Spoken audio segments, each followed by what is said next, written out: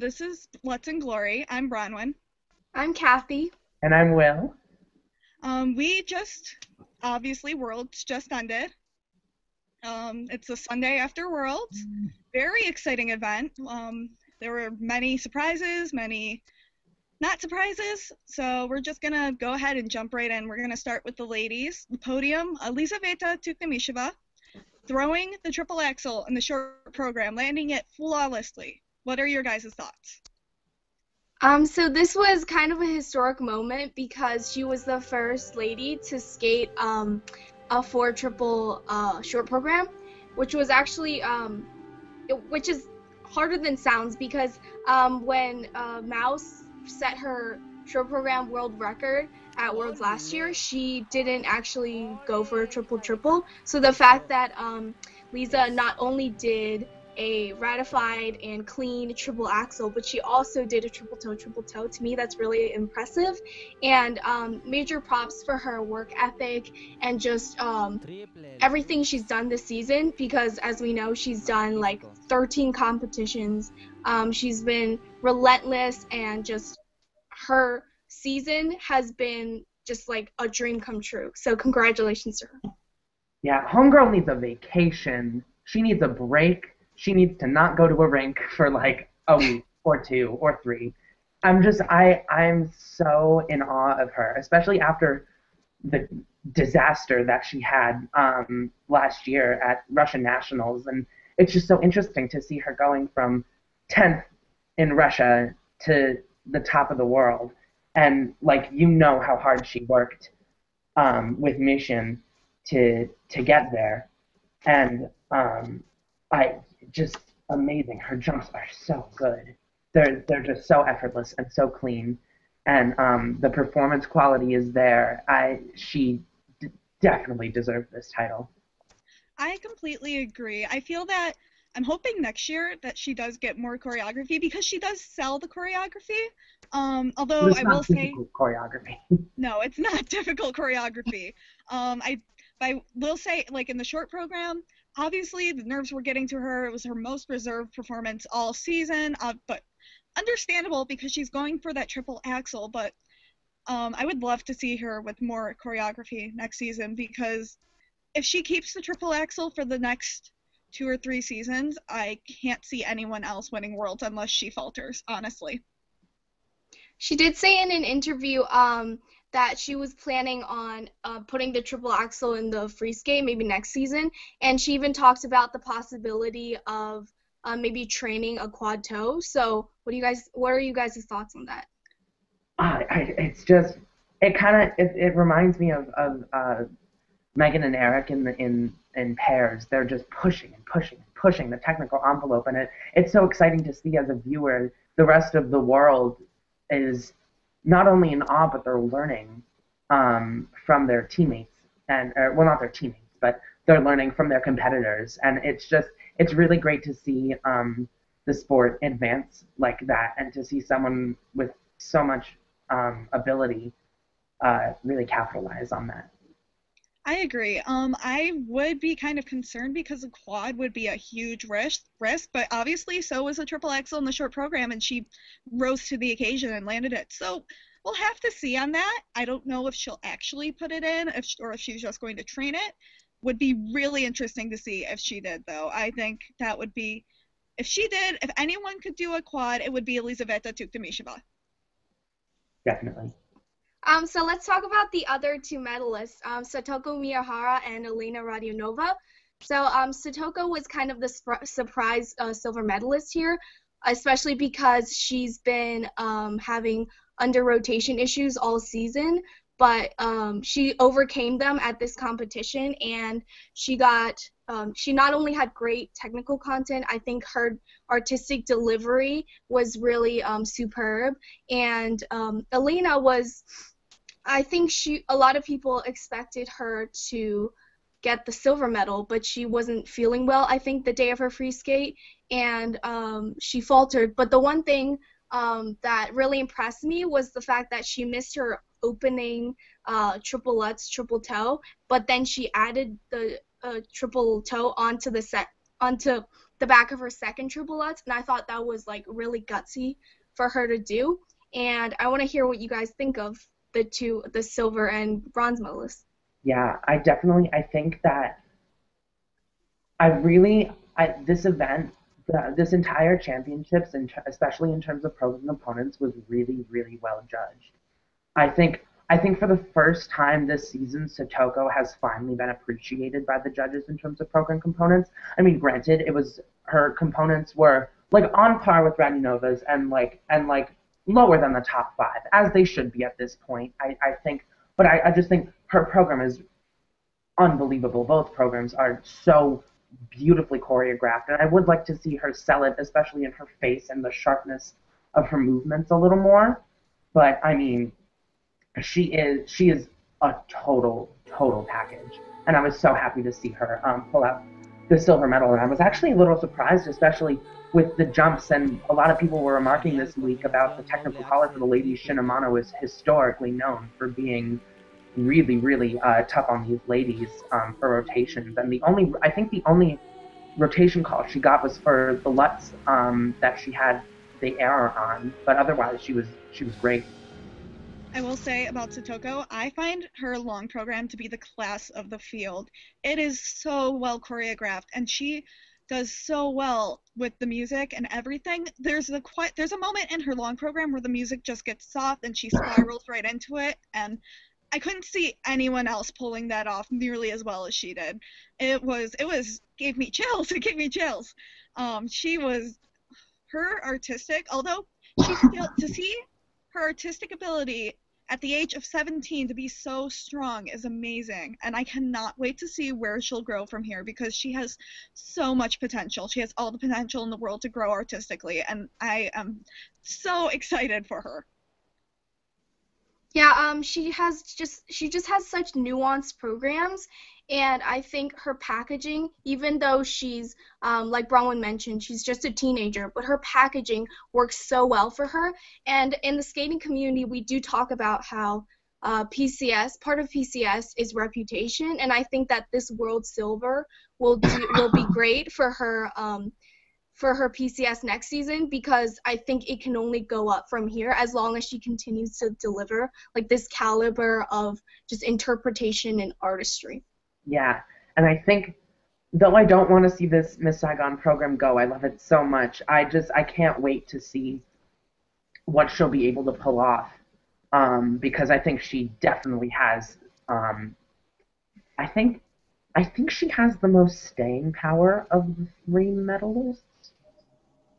I'm going out on a limb there when I say that, but I think she's going to be around for a while. Because she can produce so much. She's so versatile, and it's really, really exciting to see, and it's very intriguing. And talking a little bit about Elena, it was her weakest event of the season, and when your weakest event of the season is winning a bronze medal at the World Championships, like, you're good. That was literally any time Michelle Kwan messed up, and it was like, oh, she got a silver? Are you kidding me? That's so bad. And it's like, but she's a silver medalist at Worlds, and it's kind of like that. And she had a great short program, and it was a little shocking to see her actually make mistakes in the long, but she just has that fighter spirit, like you said, Kathy, tacking on that triple toe to the second triple Lutz.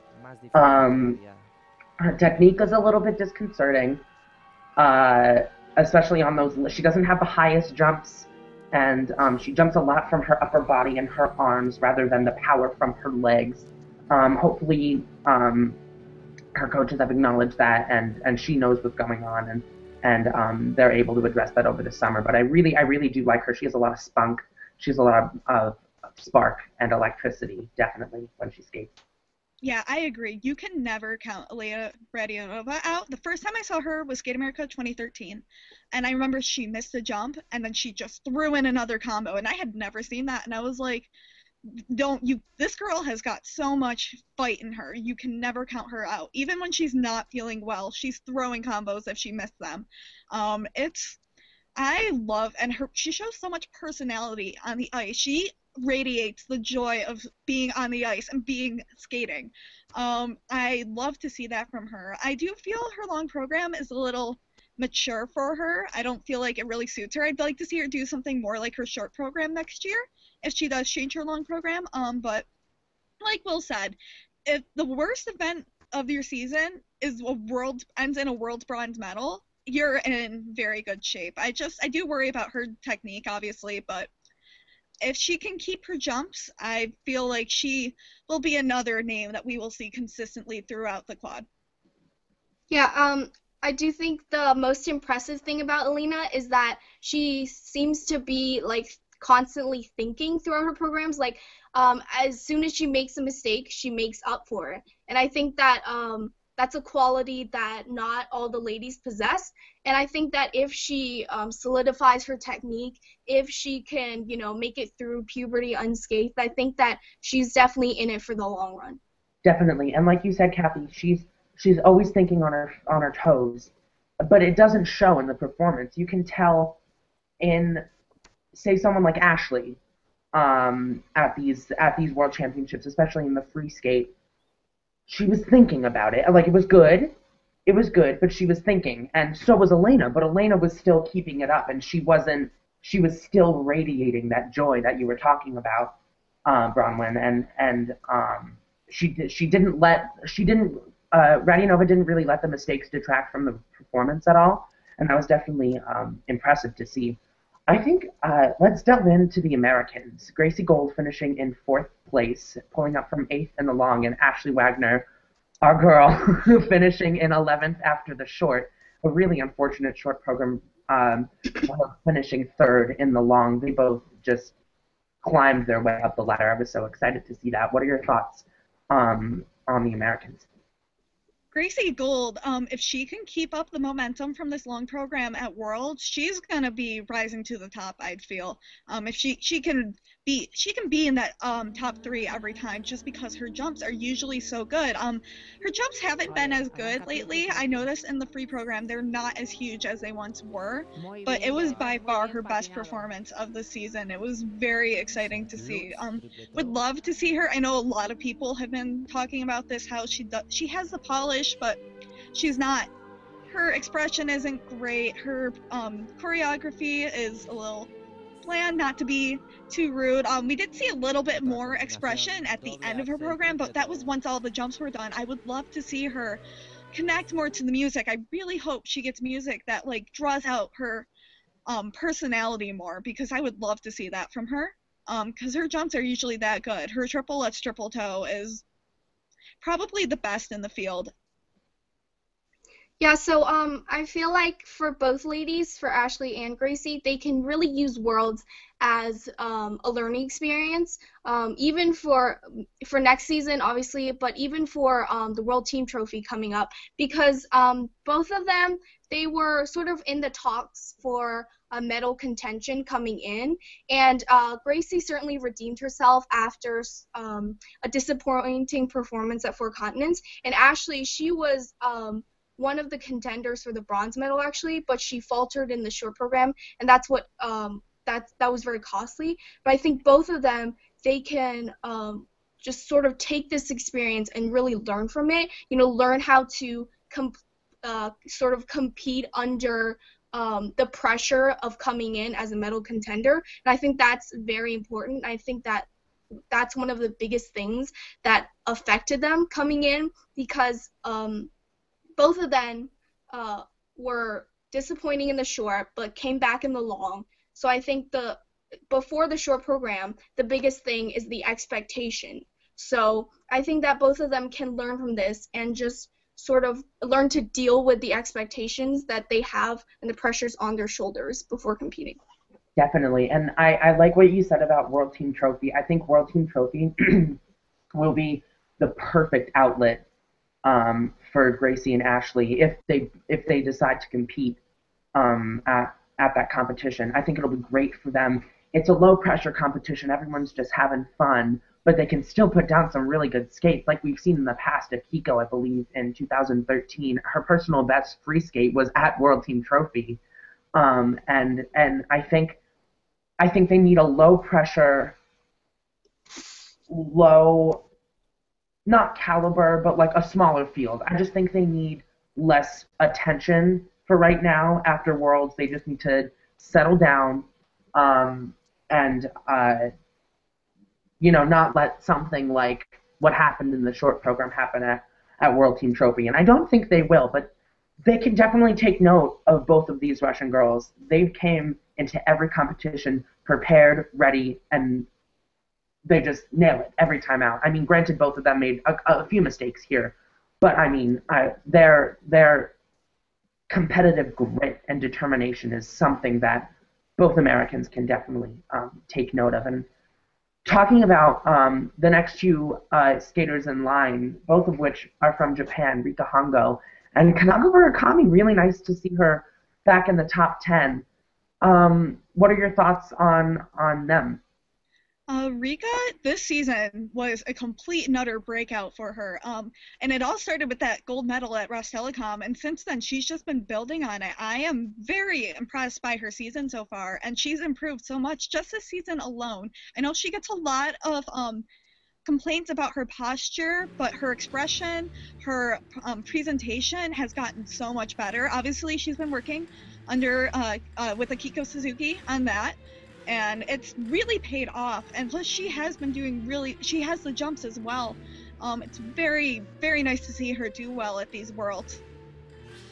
I think Rika she seems to be someone full of potential, and I think that next season she'll definitely continue to improve. I think that she's a very driven skater, and like you talked about, Browen, her win at Rostelecom Cup was really a breakthrough for her, and I think that this will only encourage her to move forwards to next season and improve, like you mentioned, on her posture, some of the little things that are easier to fix, because she has the jumps and she has, the technical content. It's just the presentation and the cleaning up of things here and there. So that's relatively easy to fix, and I see a bright future for her. Definitely. I was very, very impressed with her here at these World Championships. She's just had such a phenomenal season. She picked up the gold at Rostelecom, qualified for the Grand Prix final, placed second to Satoko at Japanese Nationals, was third at Four Continents. I mean, she's just always in the mix. And I think an interesting thing about this season is that up until Worlds, she had, especially in the free skate, she had been stuck in that 115, 118, good, not great range. And she broke into 122 just this season. So I'm really excited to see what she can pull out during next year's Grand Prix circuit. And talking about the other Japanese lady, Kanako, I was just so happy to see her back. I think she definitely proved that she deserved this spot on the world team for Japan. Had a phenomenal short program. I was so happy to see that from her. We had just saw such sheer joy from her after that short program, which was absolutely phenomenal. Probably my favorite Phantom program of the season out of the 25 skaters skating to it. Faltering a little bit in the long, but I mean, just props to her. I'm so happy for her. Yeah, it's great to see her back in the top 10. That short program, like you said, gorgeous, absolutely exquisite. I love her dress. I loved her dress too. Oh my god, the gold dress was gorgeous. Yeah, everything about that program was so well done. I was really happy to see her do well here. I think like you said, she definitely proved she earned her place in the world team, even after faltering at Japanese Nationals. But a great job from her, honestly. Kanako had kind of a rough Grand Prix season, but she didn't let that stop her here, and she just went for it, especially in the short program. And I'm really proud of her for just delivering and sort of skating with abandon, which is really important, because she didn't seem to let the scores or the results weigh too heavily on her, and I think that's really important, because that's what you need to deliver to your full potential. And she did make mistakes, but I think she was she has a lot to be proud of from this competition, and I don't there was talk about this being her last competition. I do hope she continues. She's a beautiful skater. But either way, I think that she can end the season on a good note. Definitely. And I was really glad to see her rewarded component-wise because her programs are so beautiful. And she has definitely developed artistically. I remember the first time I saw her was at 2010 NHK in the short, and she had that, like the black and pink polka dot dress, and she was that cute, bubbly first year senior that everyone, keep your eye on Kanako, and she's just developed so much. And I like I said, I was happy to see her rewarded component-wise. A skater that needs to work on their component scores, I think, is Paulina Edmonds, the third American, placing 8th, right behind Kanako. What are your thoughts on Paulina? She skated well here, but take the floor. Paulina came in with pretty high expectations, and I'm not sure whether that hurt her or helped her because she's still getting those under rotation calls, and she's still getting the edge call and the flip, and those are things that I don't feel she's addressing because when she gives interviews, she says things like she doesn't really talk about fixing those things. She talks about how she's already doing them correctly, and I think that what she really needs more than anything is maybe a shift in mindset and just being realistic about her scores and her the mistakes she's making, because under rotations, those are things that if you let it keep happening, it can become a habit. So I think that she's still early on in her career, and if she were to address them, she absolutely could. I agree. Once you're marked as an under-rotator, we've seen this many, many times. Once you're marked as an under-rotator, the judges will be extra strict with you. They will never give you the benefit of the doubt like we've seen with skaters like Mirai. I completely agree. I do, and it's very, I would love to see her work on the PCS qualities because she has so much potential. She connects to the music extremely well. If she just worked on those things, I think she could be a fantastic, gorgeous skater. It's kind of frustrating to see because I want her to do well. I really enjoy her skating, but there are just some qualities she needs to work on, and I really hope she takes some time to consider working on those things in the off season. Definitely, and I think what she would really benefit from a fresh set of eyes, because I've seen interviews with her, talking about her lifetime coach with her mother, which maybe isn't the best choice for her, and advancing her career, and David Glynn, her other lifetime coach, and I think they've done well for her up to this point. And kind of interesting, she's very headstrong in terms of her skating and what she does on the ice. But I think she needs to channel that determination towards making choices off the ice. I think she needs to know when something isn't working and when something isn't happening and when something isn't going right. And I think that while Four Continents was a great win for her, it only skewed that vision more because she depended on quite a bit of skaters to not skate to their potential, including 2 skaters that finished ahead of her here at Worlds, Satoko and Gracie. But like we said, I think she does have a lot of potential. I hope she can get new programs, get a fresh set of eyes in the rink, just go home, regroup. And I think another skater that would definitely benefit from that recuperation process is Zijun Li, the Chinese delegate, getting 2 spots, though. She finished in 9th place. I'm so happy to see her skate this well. She let the pressure of being at home get to her a little bit in the free, but she had such a lovely short program, had just gorgeous moments. We've seen Eurosport commentators praising her, and rightfully so. I just think she's lovely, and I just really hope we get to see her improve come next season. What do you guys think of her?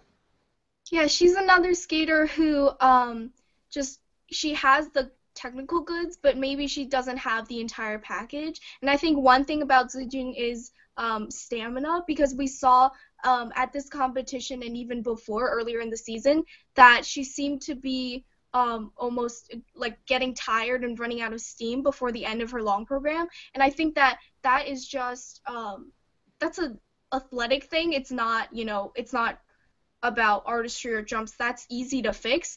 But I think that if she can get it all together, she's a beautiful skater to watch. I mean, she has great edges, great skating skills, and her jumps are solid when she hits them. And I just think that there are little things she could work on, but she still has a lot of potential. I agree with the stamina thing. I remember back, I think, at Cup of China, even other competitions earlier in the Grand Prix, she struggles a lot with the stamina. I really hope she can improve on that in the off season because she is so gorgeous. Her layback has to be, along with Satoko, I think she has the best layback in the ladies field right now, in the world ladies field.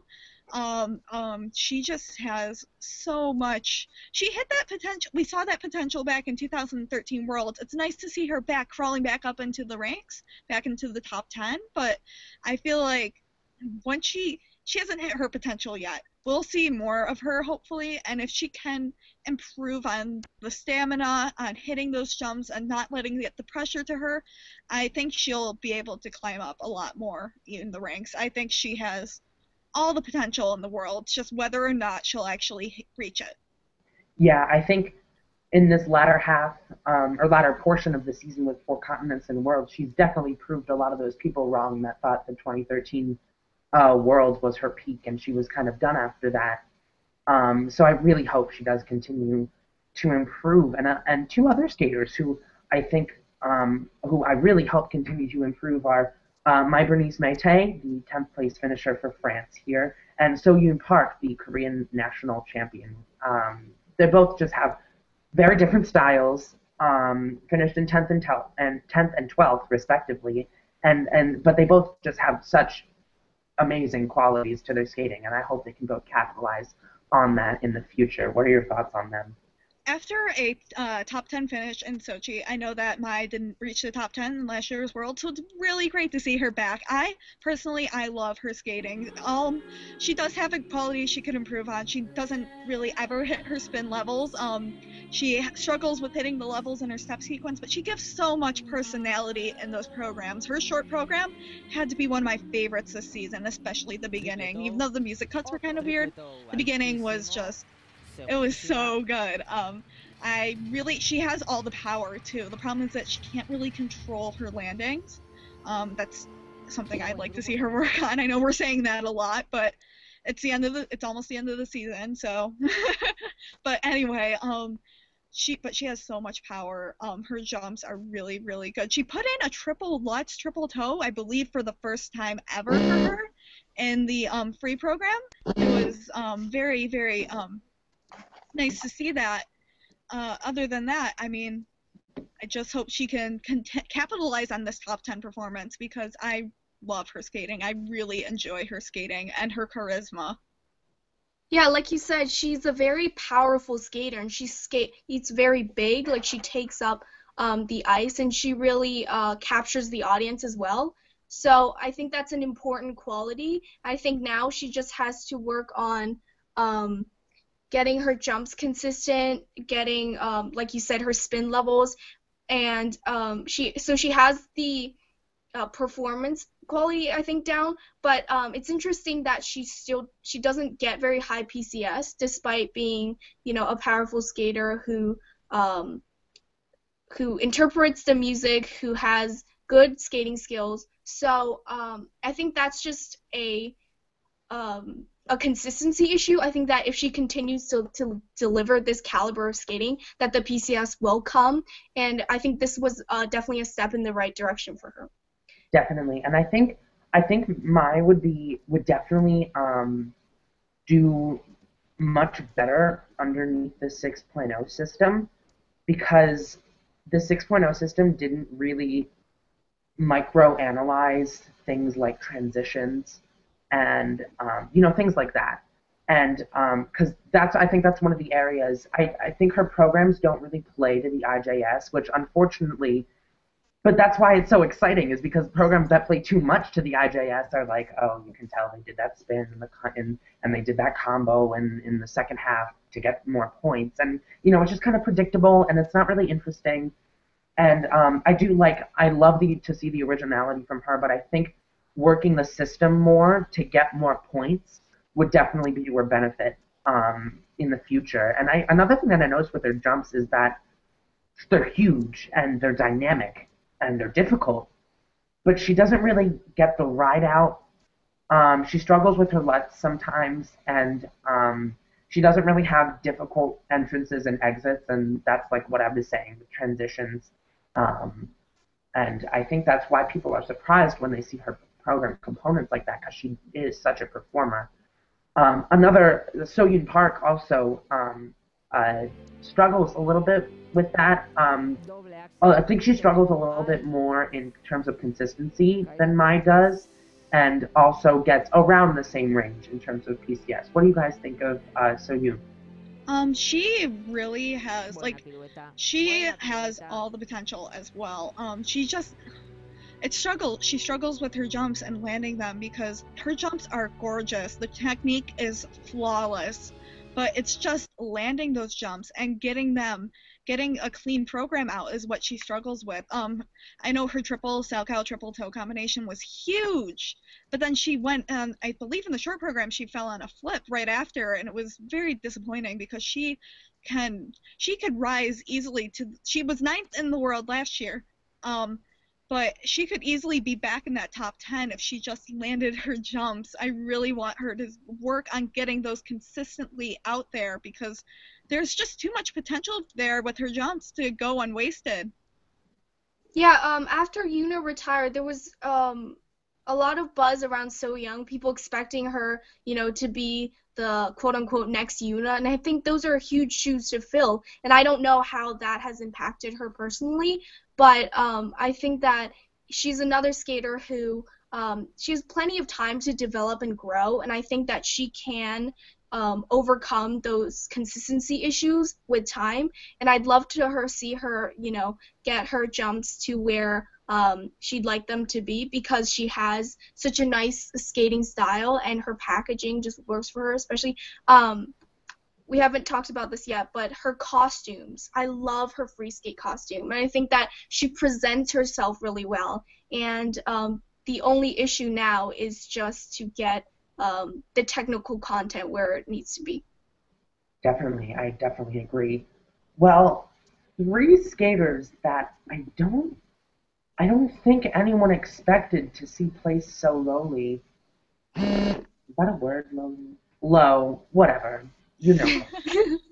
Anna Pogorylia of Russia finishing right behind Soyun.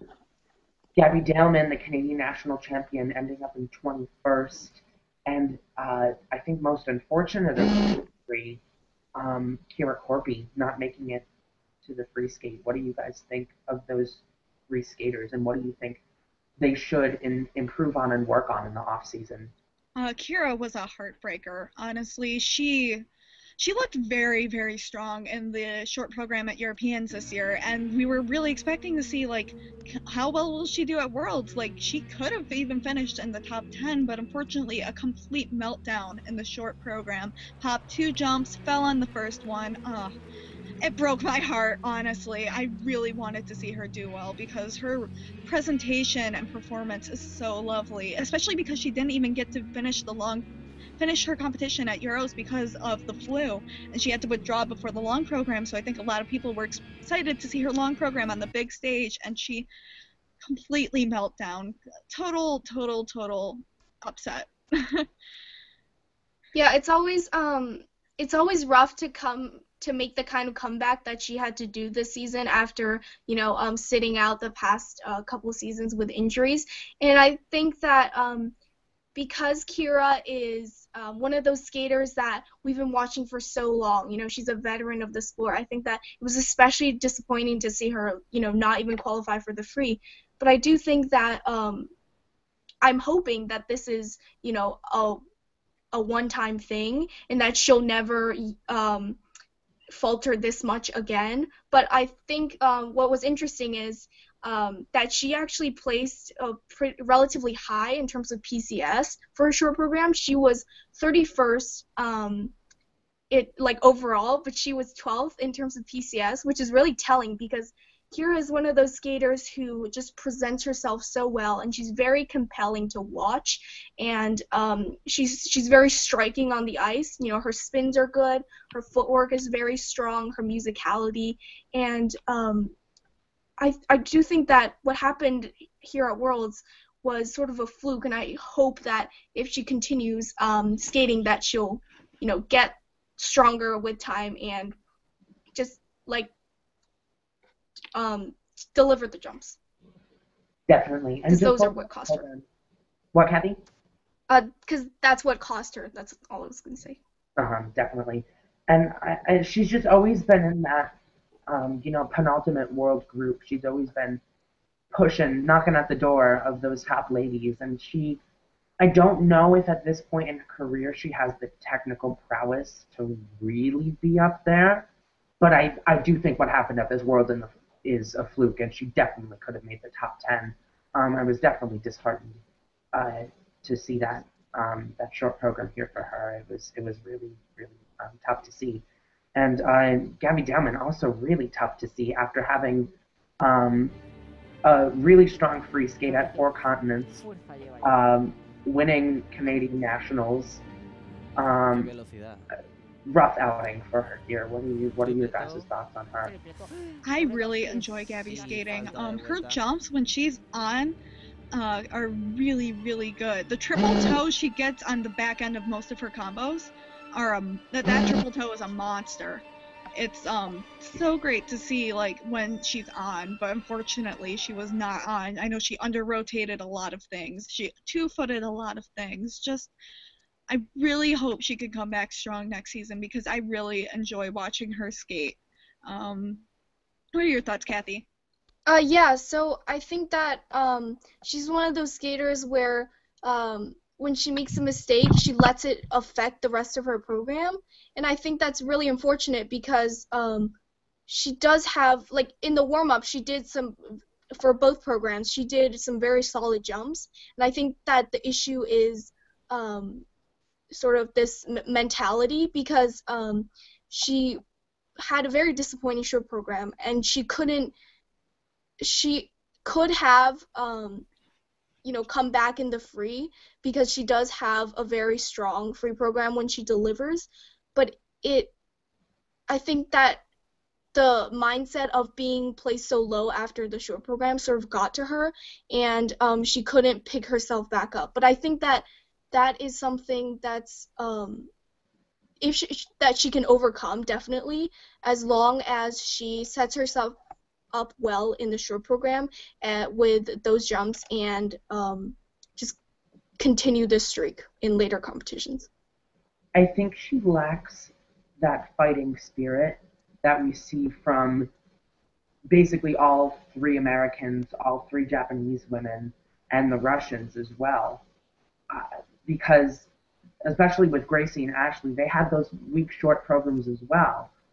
But they got angry. They skated angry, and they skated well. They skated like they're the top skaters in the world. And I think going forward, having that, oh, I'm the best in Canada, why can't I be the best in the world? I think she needs, not overconfidence, but I think she just needs to believe in herself more. And she needs to believe in her training and believe in her technique because she really does have the goods to get it done in competition. And another skater that we were really disheartened to see do poorly here, finishing in 13th place, was the 3rd-ranked Russian Anna Pogorelaya, who many people pegged as a contender for the podium, without a doubt. And she was coming into this World Championships with a torn ligament, and decided to still skate despite the pain. It was great to see that fighting spirit and that we were talking about that, like I said, Gabby lacks. But It was really really tough to see. It almost looks like in the long program, after she popped that first Lutz, I thought she forgot her program because she held the edge and she just kind of stood there. And I was like, oh, like that's not good. But and she went on, especially in the short. She had that really really tough fall.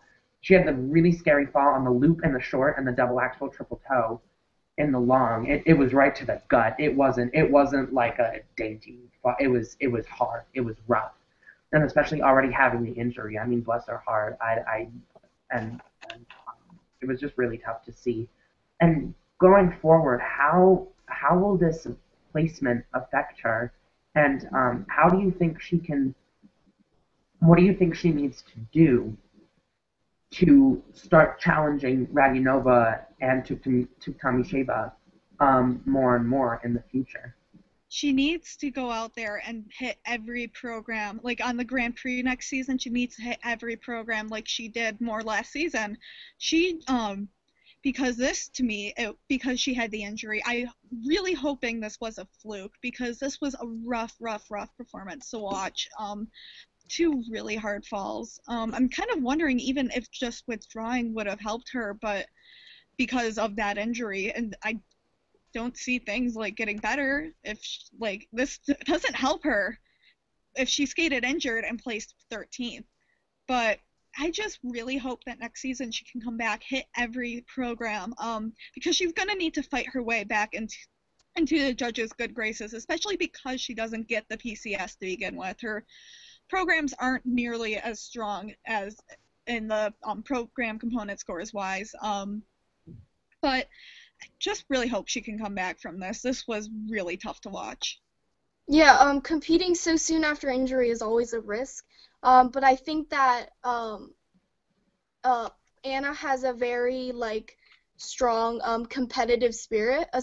We saw with even at the same competition last year, 2014 Worlds, she placed 4th just off the podium, and I think that was that was a really great placement given the field that was competing last year. So I think that the thing about her is that she can combine that competitive spirit with the coaching team that she has. Her coach seems to be very, strict, no nonsense, a kind of a person, and I think that those two things can work together and produce, just help her become a stronger skater in all aspects, because she has, technical goods to compete with the other Russians, but she doesn't get that PCS like you guys talked about because she's not as naturally artistic of a skater. She doesn't interpret the music as maybe effortlessly as the other Russians do.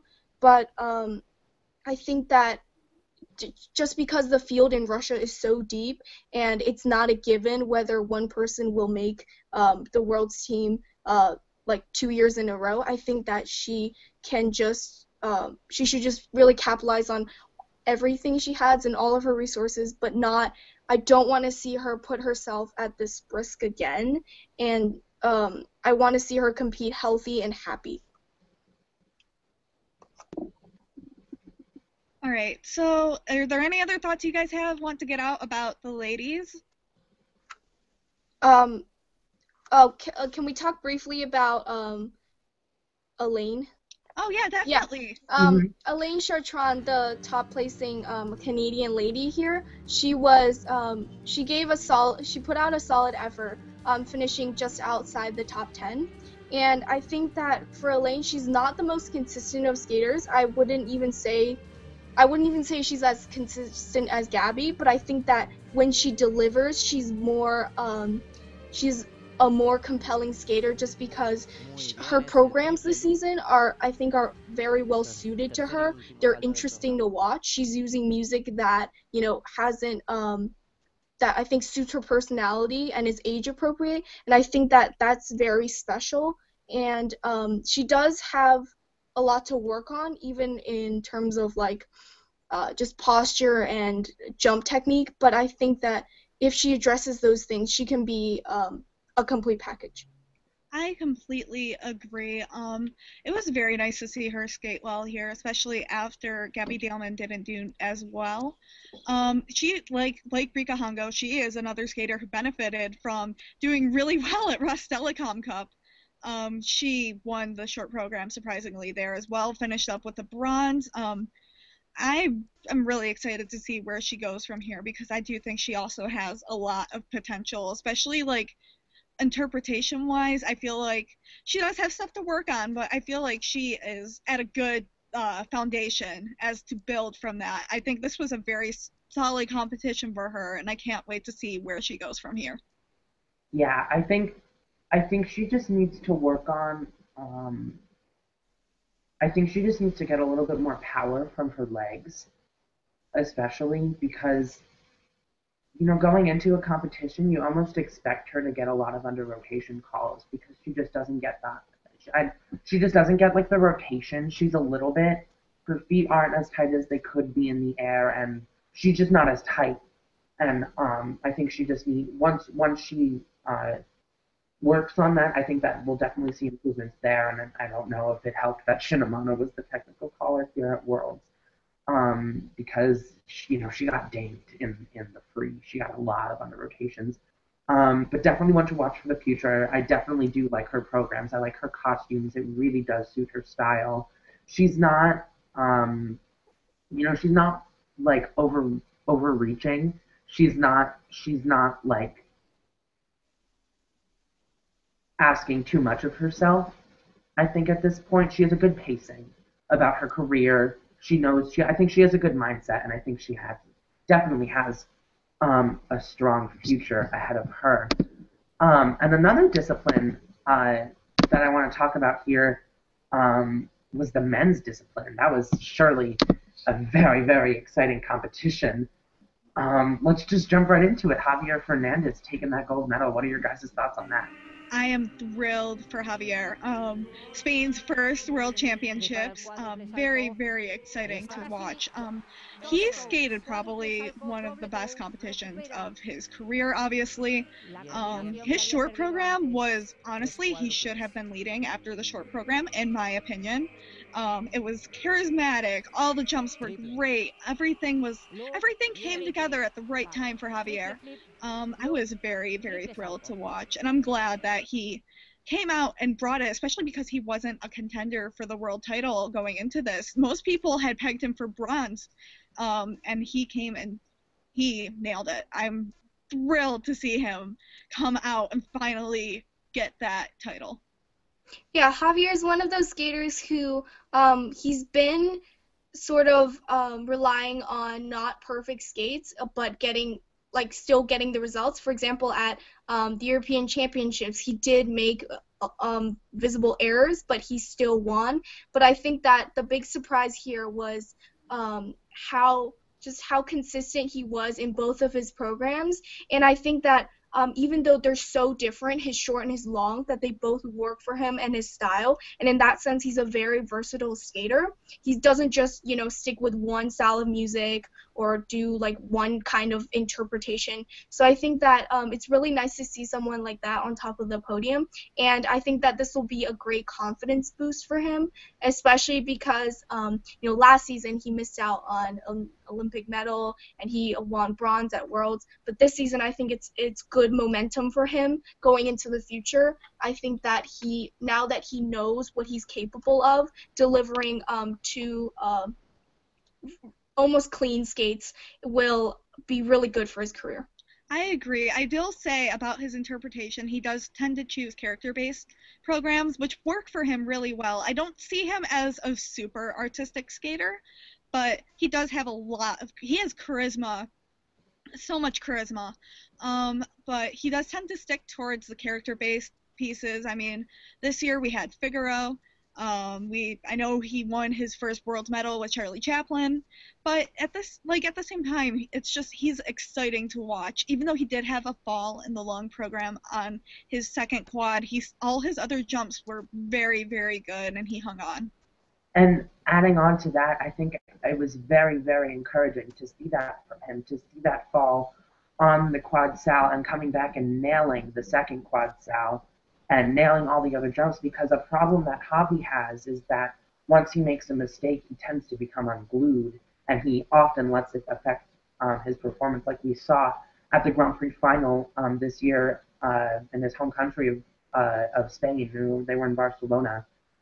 He just totally just didn't have the best short program. And I think he definitely let it affect the performance there. Was able to move up there, but I was just so excited to see him have finally a well-rounded competition. Usually he'll flop one program and the other one is amazing.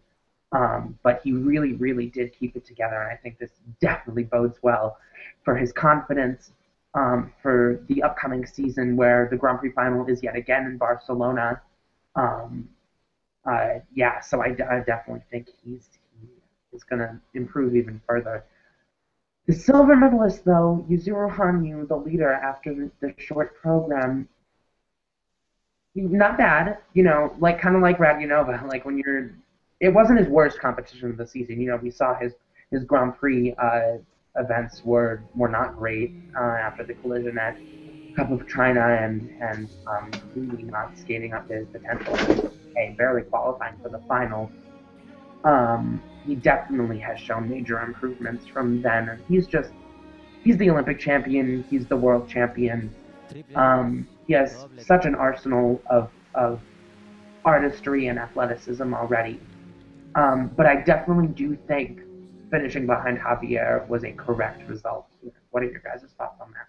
I agree with that. I will say like I mentioned earlier, I didn't agree with him leading after the short program. Yuzuru is definitely the more complete skater when you compare him to Javi, but he did have that fall in the short program on the quad toe.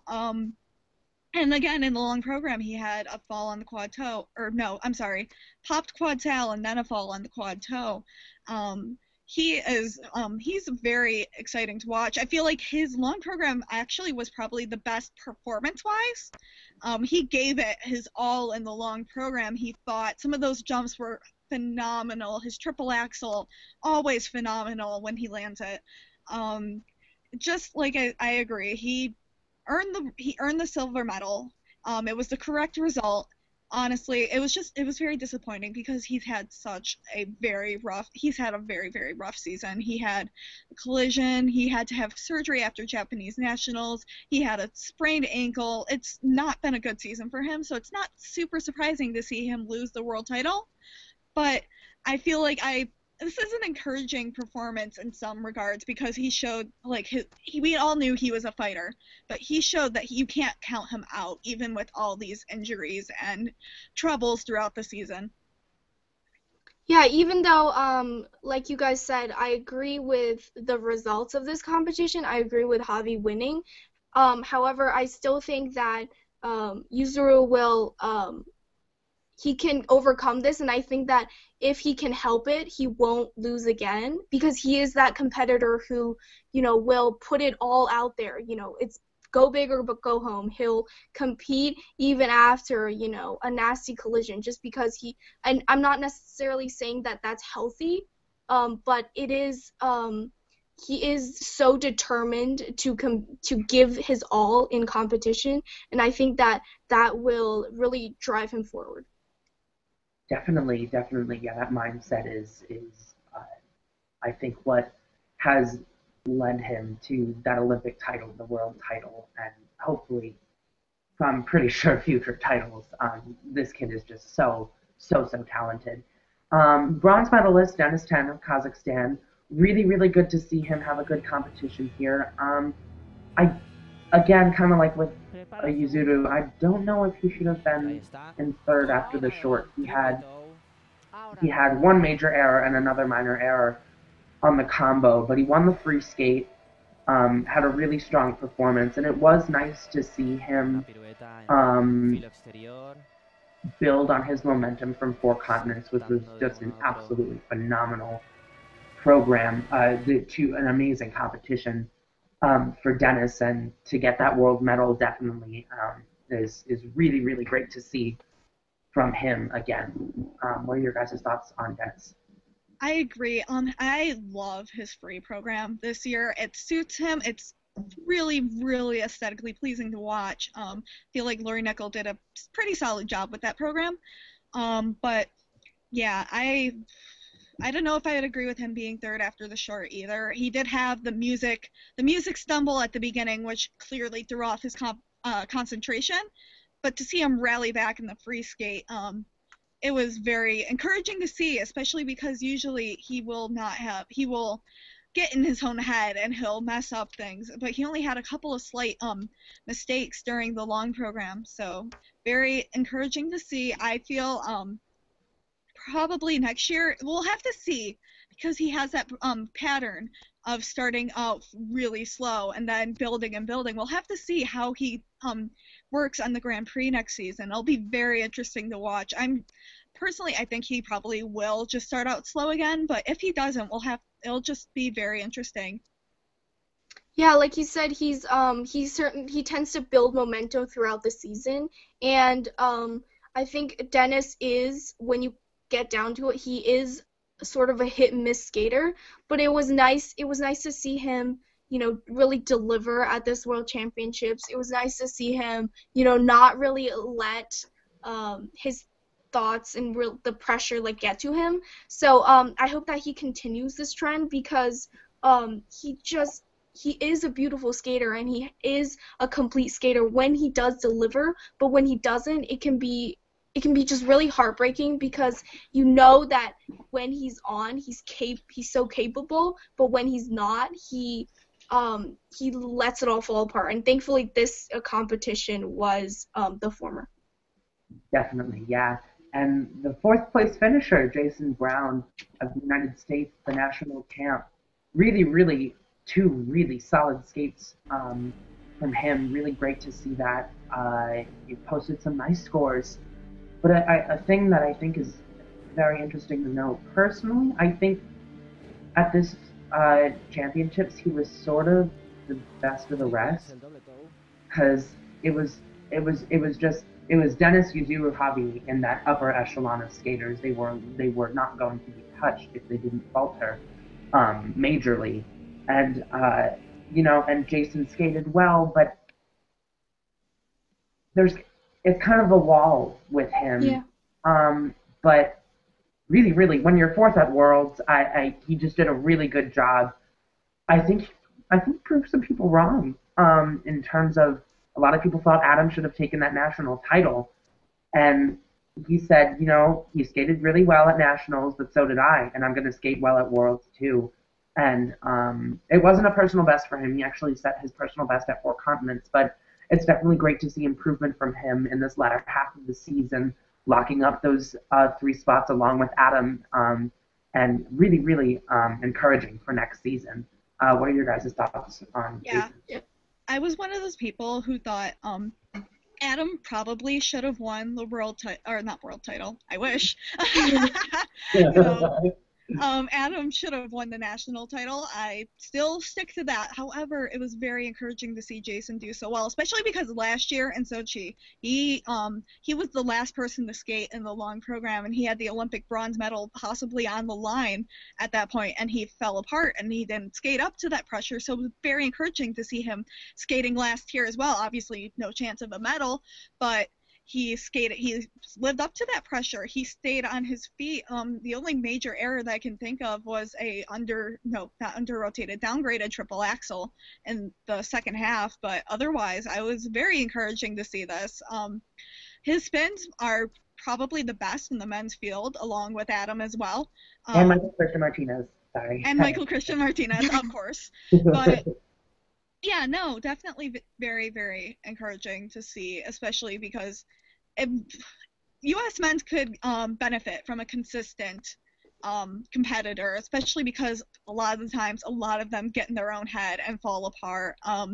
But Jason has not really fallen apart all season. He's only had a couple of rough skates, so very nice to see. Yeah, I would definitely say that Jason is the most consistent out of all the U.S. men, and I just wish that somehow Jason and Adam, like, they could combine their qualities into one skater. And because Jason has the consistency, but Adam has the style and the finesse and the ambition to go for that quad Lutz. And I think that Jason, we've been talking about, and he's been talking about all season, that he is planning on adding the quad in the future, if not next season, because he needs it to stay competitive with the top of the field. But even without the quad, he's getting such good results, and I think that that is a testament to how strong of a competitor and how consistent he is. And I just wish that that he could, up his technical game but preserve his consistency, because then I think he would be quite a force to be reckoned with. Without a doubt. Yeah, definitely. And it was nice to see, other than the top three, he had the highest component scores, especially in the free, by about 4 points. So the international judges really do respect him and his skating. And rounding out the top five, the Canadian national champion, Nam Nguyen. 2 really solid skates for him here. It is interesting to note, though, that he has the quad in the free and Jason does not, and Jason did beat him by a pretty formidable margin. So Nam does have that consistency, but what do you guys think he needs to work on, especially in terms of components, to really be a factor in the future? If you watch Nam skating, you'll notice that he's a very slow skater in terms of like footwork and just like moving between the elements. He doesn't have a lot of.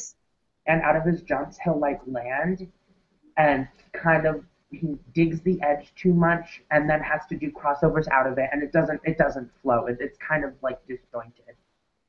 Yeah, and I think that I think he's one of those skaters who he does focus on the harder elements. Like you said, he has the quad, but I think that almost comes at the expense of everything else. I think that there's so many things he could work on, not just speed, but like flow across the ice, his artistry, and just basic skating skills. I think that is one of his biggest weaknesses, and he isn't.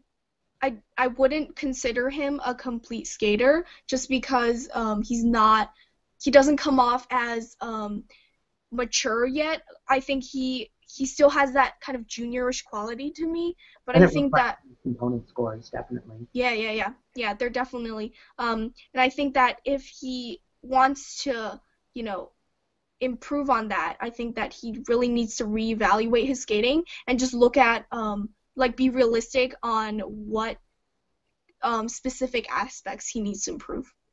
I agree. Nam, in my opinion, probably is the most consistent men's skater. He had only one bad competition this season. That was 4 continents. It was a very bad competition, but every other competition he manages to do well. Even at Cup of China after Yuzuru's collision, especially because they are training mates, shared the same coach, he was still able to put out a very strong free program, which I respect a lot. And I feel like the judges might start to respect that too, but he does need to work on the speed. He needs to work on his spins. There's a lot he can improve on, which is good because, not everyone is perfect. It's good to have a lot to improve on because then you can build on that. But yeah, I agree. And he does need to work on his artistry as well. He does have a lot of charisma, which there's a lot of potential because it's kind of similar to Javi, how Javi has a lot of charisma. And so does Nam. And I feel like if they find programs that suit Nam very well, that could really help with the artistry and presentation. Yeah, definitely. I think a skater that Nam could definitely take note of is Mishige, the Uzbek skater. Really, really just a dream season for him this year. He placed well at all of his competitions, had really, really nice skates. The international judges really do respect his skating. I love his long program. I love his technique. His triple axel just clicked this season. After Cup of China, he just nailed it all the way through to the end of the season. And I definitely really, really hope to see him improve upon this sixth place finish at Worlds is just unheard of for an Uzbek skater in the past. Really, the only other Uzbek skater who we've ever seen rise to the top was my girl, Tatiana Molina. I wish I was alive to watch her skate, but whatever. Besides the point. Yeah, but really, really exciting prospects for Misha. What are your guys' thoughts on him? I am so happy to see Misha skate so well this season, especially because to go from not even qualifying for the free skate at last Worlds to 6th place is incredible. I love his skating, and everyone, any skater at all, can look to Misha and see how he improved because he buckled down. He knew what he had to improve on. He got that triple axel, and he, oh my God, just so excited to see him do so well after, having not been kind of a non-factor for so many years. To just go and finish 6th is amazing. I enjoy watching him skate. He does tend to be over dramatic, but personally, I love overdramatic skaters, so I just am thrilled for him to do so well. What are your thoughts, Kathy? Yeah, I agree. I think that it's really admirable what Misha's doing. Like Will talked about, he's coming from a relatively smaller skating federation. He doesn't have, the kind of backing that, say, a skater from Japan or Russia would. And I think that it's really special, and I hope that he can do for skating in his country what, say, Javier or Dennis have done for their countries, which is to just sort of like galvanize the sport of skating and hopefully bring more people onto the elite levels from his country. So, yeah. Yeah, I think you definitely bring up an interesting point here when you talk about Misha coming from a relatively small skating federation. I really hope to see skaters with a lot of talent rise in the future. We've even seen skaters like, Ronald Lamb of Hong Kong and Alexei Bachenko of Israel and his teammate Daniel Samohin and Michael Martinez come from just federations that, like sports federations and sports programs that don't really emphasize skating, and they're definitely staking their claim to be the top skaters in the world. And we've seen a lot of articles, especially about the American ladies not being able to finish on the podium, but it's a dream for Uzbek skating, for example, to see Misha even place in the top 5, or what am I saying, top 6, top 10 is what I wanted to say. So I think the United States, while a lot of people think that countries like the United States are in a lull right now, countries like the United States and France, who's enjoyed a relatively rich history in skating, I think they need to be more grateful of the federation's past. And they're not really in a lull. America's doing pretty well. They're doing pretty well across all disciplines, as is France, and China's improving. And I hope to. I don't like to see that attitude from reporters about medal driven. It's not about medals. Mm-hmm. It's about the skating. It's about the performance. And I think that's the mindset that skaters like Misha, like Michael Martinez have.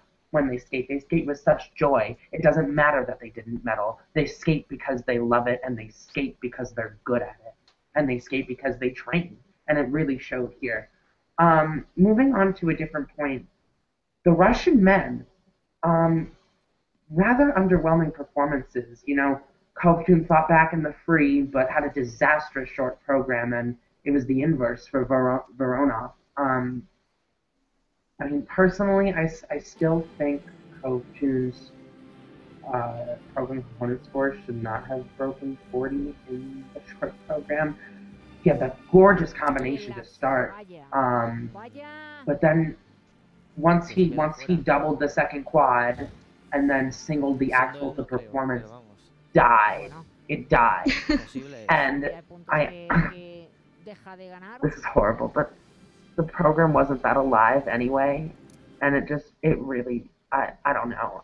He's such a talented jumper, and I think he is charismatic, um, like Javi and like Nam, when he does hit the jumps, but he really depends on those jumps to bring him in the component scores, and I think that consistency has established this sort of stigma that the judges can just hand him component scores, and now they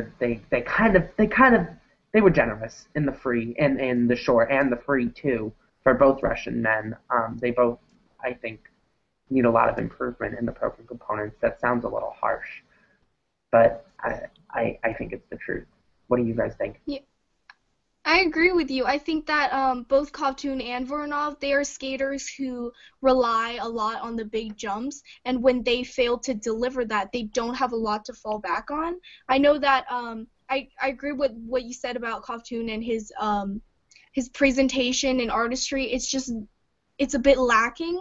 And also, if you look at Voronov, he's a much bigger showman. Like, he's very he has a dramatic, music, and he has the costume, and he's very, like, he puts it all out there. But I don't think that he is if you like examine his skating closely, his skating skills aren't that much better than Kovtun's, I would say, and both of the men could really use work on just filling their programs with more content, not having less fluff and more just transitions, more intricate footwork, to have something to fall back on if and when the elements don't come. I agree with you. My issue with Voronov is his packaging and his music choices, and because he does have, like, you can build a lot with charisma, as we see with Javi. You can build a lot with charisma, even if you're not a natural artist. But he does have that charisma, but his programs, the choreography isn't great. His long program in particular, there was like 4 or 5 different music cuts. It didn't make sense at all. I know that, like I said, he just needs to get better programs, honestly, and less jumpy ones that really don't make sense at all. Not to be too much. I'm sure the Russian men have been dealing with a lot of criticism, but those are my thoughts. Definitely. Let's move on to the bottom 2 American placers, Adam Rippon and Josh Ferris, finishing 8th and 11th respectively. Let's start with Adam. I think he's probably the most underlooked skater of these championships. He had a really good competition. I mean, in the short he landed the quad Lutz. I mean, granted it was downgraded, but I mean, just so incredible to see that gall from him, that fight. It's huge. It's huge. And he doubled the quad Lutz in the free, but everything else was so good. And I think his finish shouldn't mar his skating. And I think he just needs to go out in competition more often, especially in the Grand Prix circuit. And he just needs to deliver relatively clean programs because he is such an exquisite skater. His lines, his spins, and when he does hit the jumps, they're really good.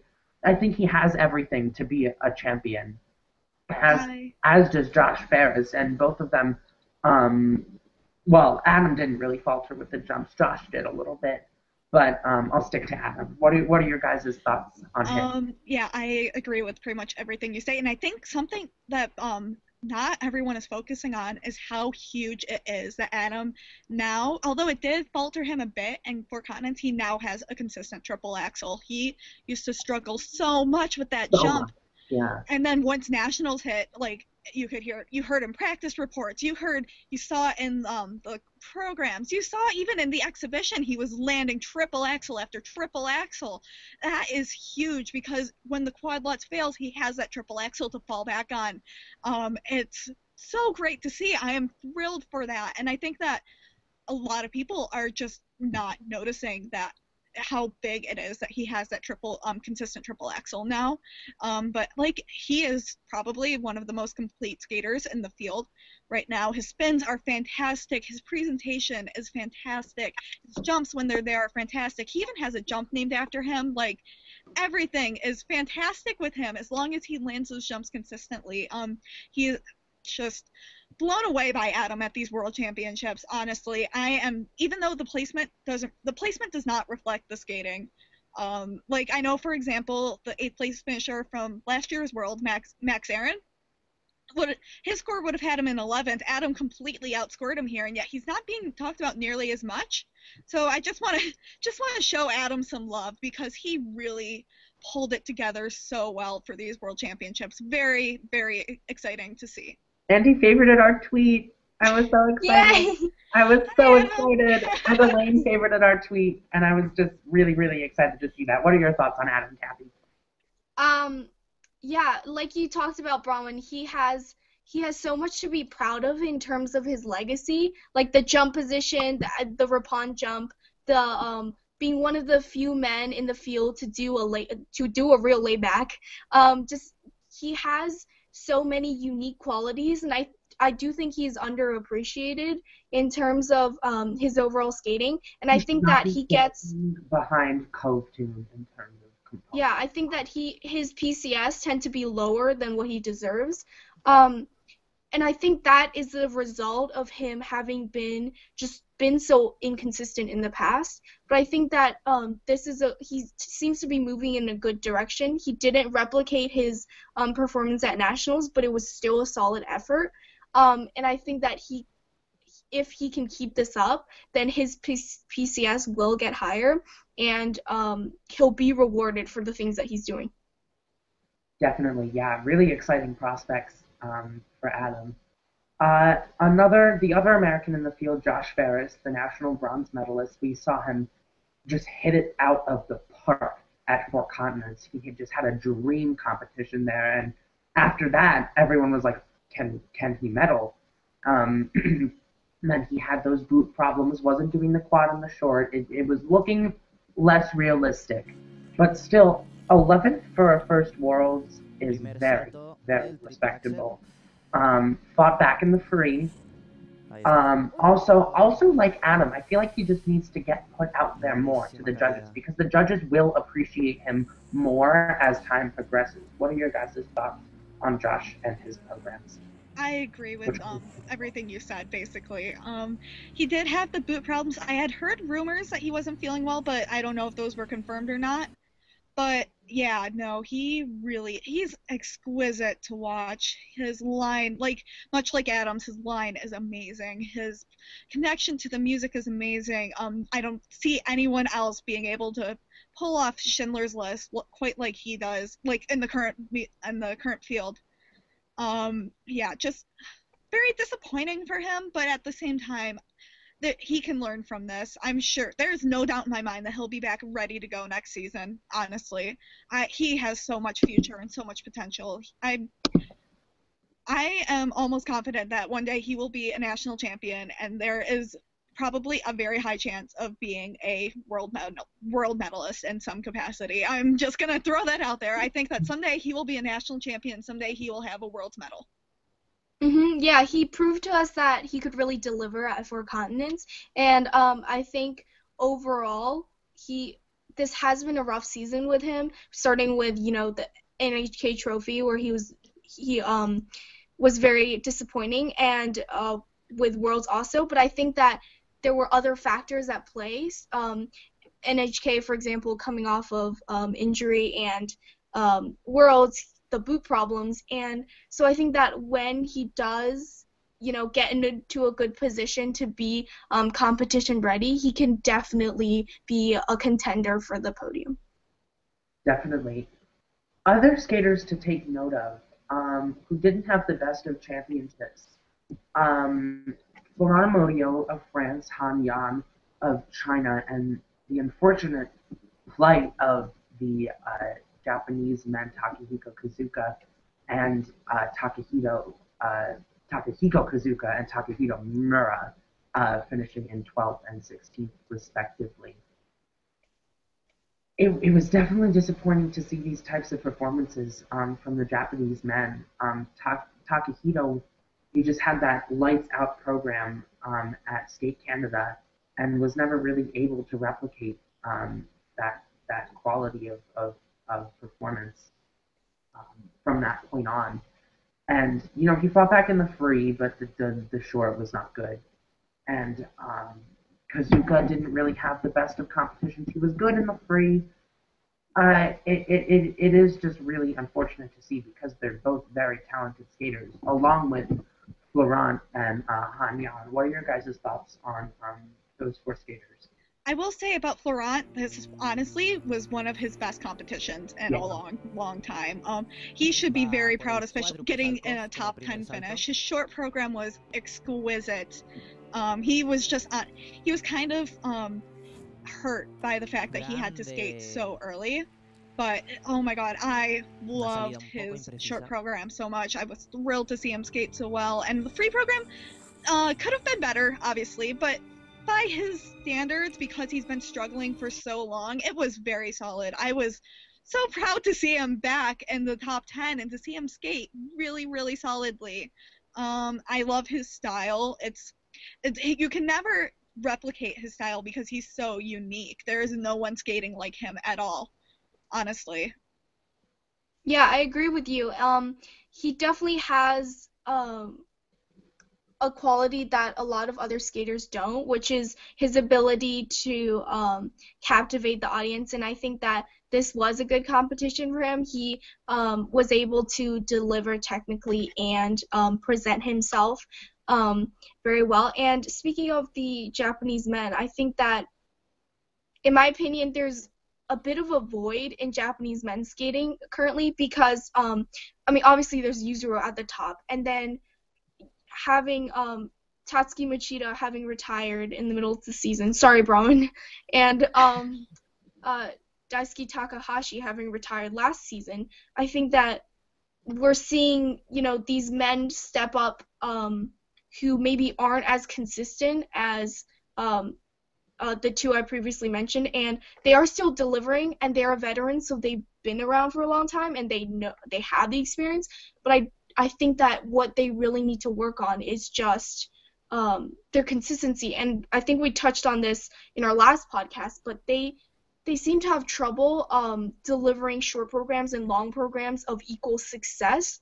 And I think that I don't know the reason behind that, but if they can get in a mindset where both programs are equally strong, I think that could really boost them up and help them. I agree with that. Like you said, it's been a really rough season for the Japanese men after Japanese nationals, after Tatsuki retired. And they've had that now they have that void where there's just Yuzuru and then all the rest, especially because they have the talent. But they're so inconsistent. They can never. It's very rare that they put together two great performances. It's almost the same deal in the ladies' field. There was Mao and Aikiko and Kanako had great success, especially 2012, 2013. Definitely, there's a void in Japanese skating, single skating. But it's really unfortunate to see because there's so much talent. There's people, skaters like Wakawa, who we saw at World Juniors, who just has unbelievable technique. And, we're seeing skaters, I feel like Sotogo she's sort of synonymous with Yuzuru. They both have the package, but other than them, there's Rika and there's Kanako, but they're not quite up there. And hopefully they can be in the future. So yeah, I agree with that. And like I said, the Japanese men behind Yuzuru have the goods. It's just rarely do they ever put it together. I mean, we see with Mura, we see with Kazuka, we even see with Daisuke Murakami, who skated the best out of probably the best out of the Japanese men at Four Continents. It's just very hard to see, and they lose that 3 spot for the next Worlds, and that's going to make nationals very like nationals with 3 spots was bad enough. Now we have to go through nationals with 2 spots. Now my question is whether or not they will turn to Shoma Uno, the junior world champion, to fill that void, and will he deliver under, because he's going to have much higher pressure now. Will he deliver under those expectations? Yeah, we hope he can. And let's move on to the pairs competition here. I think it was definitely the discipline where we saw the strongest skating from, especially the top 12, 13. They were all so solid. It was a really, really great competition. Why don't we start with the medalists? I mean, the undefeated champions, Megan Duhamel, Eric Radford, just so technically far above the rest of the field, and they just bring it every single time out. And I think that's what so many skaters strive for, is just that they're both so determined to bring it out in competition, and I think they do a really good job of doing that. They're very dynamic. I don't love their programs this year. They're better than last year's seasons. But last year's season, what am I saying? Last year's but yeah, definitely a deserved world title. Really, really nice to see them skate well here. What are your guys' thoughts on them? Yeah, I agree with that, especially seeing them finish bronze medal for the last couple of worlds, to see them finally make that push and bring it to the top. Very exciting to see. Now, it does help that they didn't have any big name competition. The Chinese pairs brought in. We'll get to them as well because they were fantastic. But it did help that Stopova and Klimov were not here. It helped a lot that Stopova and Klimov did not come to Worlds this year. But other than that, yeah, they were very, very good. Not flawless in the short program, yes, but not in the long program. I know Eric botched the spin. Very surprising, because very rarely do you see a spin botched like that. But other than that, yeah, and we don't usually see something like that from them. I think it was just more a lapse of concentration than anything else. What are your thoughts on them, Kathy?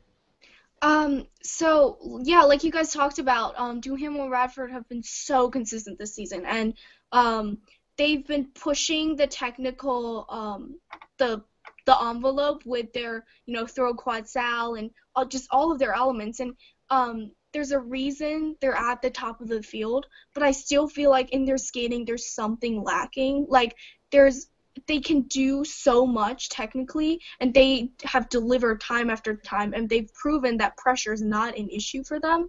But I think that if they could only, first of all, get just have a better connection with the music. I thought that their short program music was a bit random for them. I think that they didn't really interpret it to the extent that some of the other pairs we saw here at Worlds did, and I think that if they could only improve in that aspect, they would be, virtually unstoppable.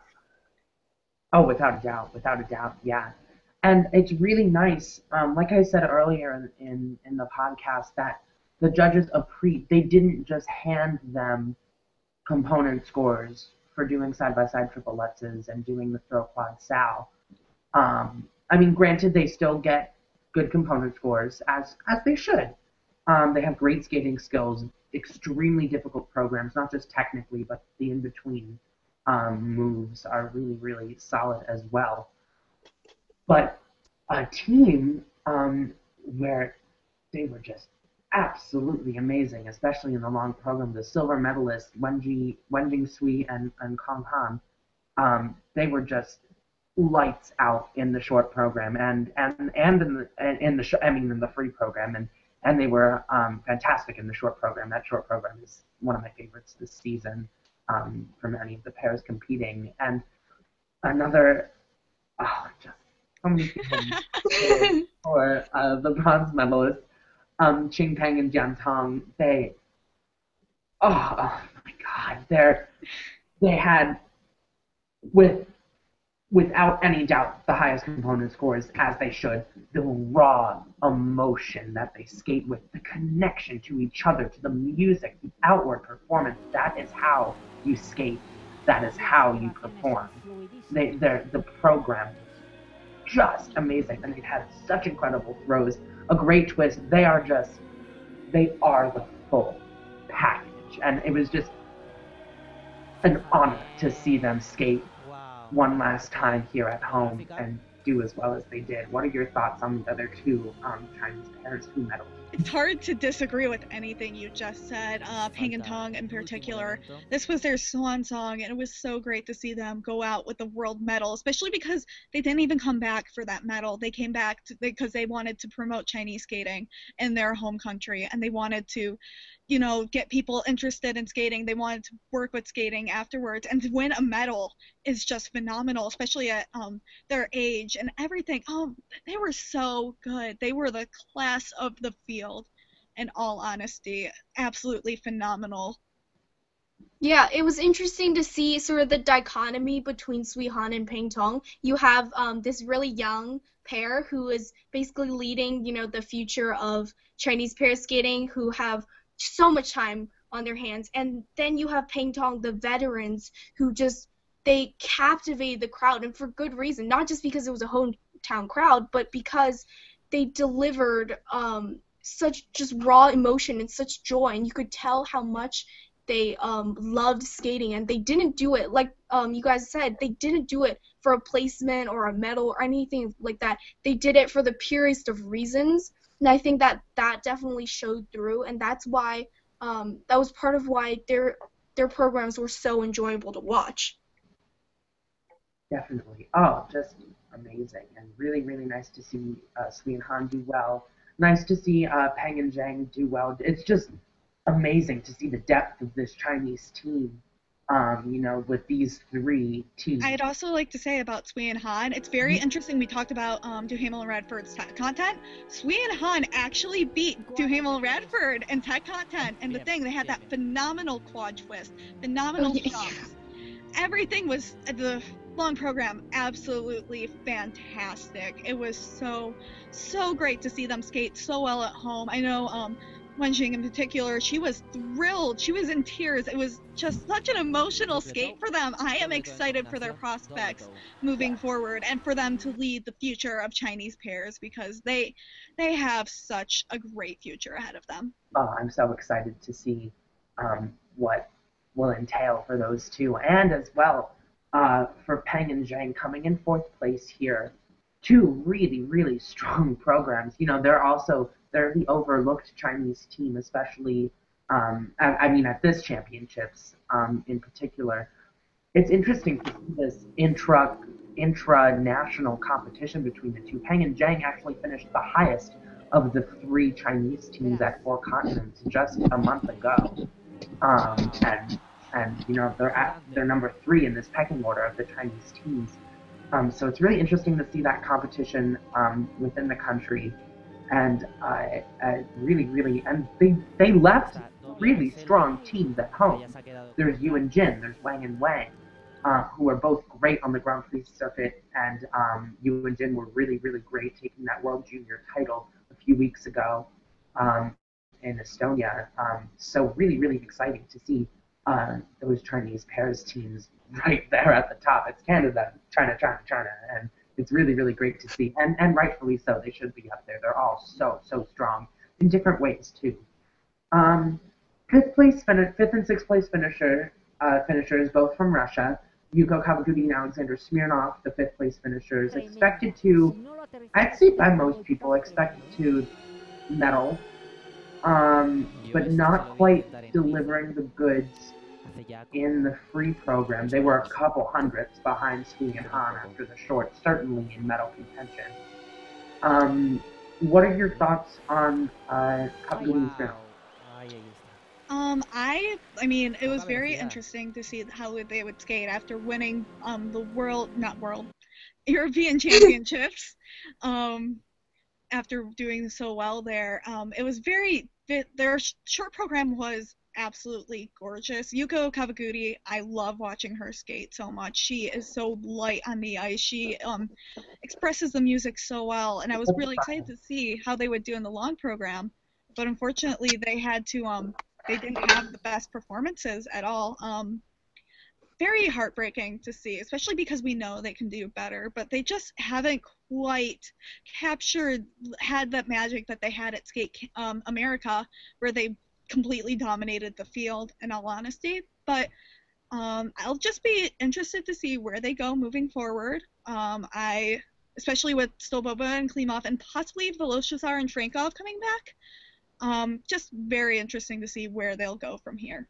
Yeah, Kawaguchi Smirnov is another one of those veteran teams who they've been relatively inconsistent this season. You know, they had like one good competition and then they would have a sort of mediocre one. But I think that they have they are one of those pairs teams where, like, no matter what they do, I believe that they have a lot to. I don't think they have anything to lose by putting it out there. Just because if you look at their past results, they've been so successful that I think at this point in their careers, they just if they skate with abandon and they don't, put pressure on themselves to medal or get a certain placement, I think that would be optimal for them because they have achieved so much as a team. And if they just let themselves go, I think that could actually help them. Definitely. And though they have achieved a lot of success and have garnered a lot of medals over the course of their career, a lot of them have been, silvers, bronzes. And so, though they have had success, I think it's doubly beneficial for their skating while they haven't quite been the very best. And I think that that will definitely be exciting to see how that pans out in the future, to see if they can potentially claw their way to the top. The sixth place team, Kawaguchi and Smirnov's teammates, Tarasova and Morozov, really, really strong competition for these two, locking up those 3 spots next year for Russia as expected. They come off, especially in their short program, a little bit, not gimmicky. I don't know. I don't quite know what the word I'm looking for is. It's just, there's a little bit of a disconnect. It's a little bit of a juniorish disconnect with the music and with the in performance as well. And but they're not juniorish at all. They look like seasoned veterans in terms of the way they carry themselves across the ice. Their posture, their triple twist is ridiculous. And it's definitely, they do have a really exciting future. This is their first senior season, I believe. So really, really strong to see from them. What are your guys' thoughts on Tarasova and Morozov? The best way to sum up Tarasova and Morozov, to me, they're just very Russian. You get that I'm not to say that as an insult by any means, but they're very, you can tell they come from the Russian pairs school. They're, like you said, their triple twist is insane. I really hope they go for a quad twist sometime soon because they can easily throw in another rotation there. It's that big. But yeah, no, I would love to see them improve more on like packaging and their music choices because they skated to, I believe, Lionel Richie in the long program that feels very dated. But especially because they're so young, I feel like they could definitely benefit from fresher music choices. But other than that, yeah, no, I do think they have a lot of potential going forward. Very, very strong performances from them here. So what are your thoughts, Kathy? Yeah, we talked about earlier about Russia being, one of those big dominating skating federations, and I think that it's a testament to how strong the Russian field is that Tarasova and Morozov hasn't been placing as high compared to their teammates. Because if they were in any other country, they would be getting great results. But I agree with what you guys said in terms of criticism. I think that, and this term is thrown around a lot and it's overused, but I think here it applies. I think they are a very paint-by-the-numbers team. Like, if you look at their skating, it's very, like, you can almost anticipate what's coming because, yeah, you can, so I think that they, if they are to improve, and I think that they absolutely have reason to, and they have the potential, I think that they should work on just being not as predictable in their programs, I want to say. Just being, like, throwing in something special that sets them apart from the rest of the field. Definitely, yeah. The team that finished behind them, though, the American national champions, Alexis Shemeka and Chris Knierim, putting together two really, really strong skates for that. I was so excited to see that from them. There's hope. There's hope for American pairs with this team and with Denny and Fraser. I think this is the strongest pairs team that the United States has sent to the world in a really, really long time. What are your thoughts on them? Yeah, I agree with that. Alexis Shemeka and Chris Knierim, they are one of the best American pairs teams that we've had in a very long time. Their elements are so fantastic. They are so polished. They look so much like a pair. I loved their short program a lot. Even though she gave very large amounts of face, I can never fault large amounts of face, honestly. But they were exciting to watch. That quad twist is so good. It's the real deal. Honestly, like, I feel that once they start getting their consistency out there, I know they struggle in the side-by-side jumps. They struggle a lot on the side-by-side jumps, but when they put it together, I feel like if they start putting it together consistently over the next quad, they can move up a lot more. But yeah, I'm not sure. I don't want to say medal because it is American pairs. I enjoy American pairs, but sometimes that's something that we haven't had a lot of success in the few years. But I feel like they can put together 7th place is a very respectable finish in their world, and I feel like they can move up even more if they just start hitting consistently, because the judges will reward them for that consistency. Yeah, and I do. Go ahead, guys. Sorry, I do admire their drive a lot because I'm sure they went into Worlds with knowing that the chances of them, placing in the top 5 were slim, but that didn't stop them from giving it their all. And I think that is just really admirable for any team or any skater, because, I mean, like, you have nothing.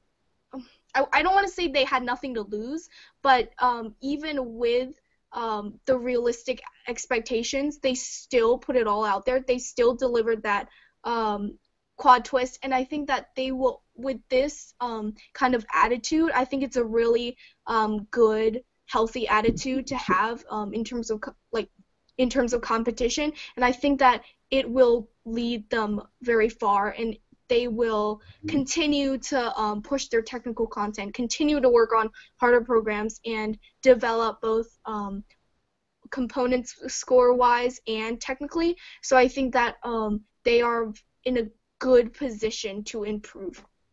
A thing that I've noticed over the years with American pair skating, especially internationally, is that we're not really, like, traditional in terms of technique.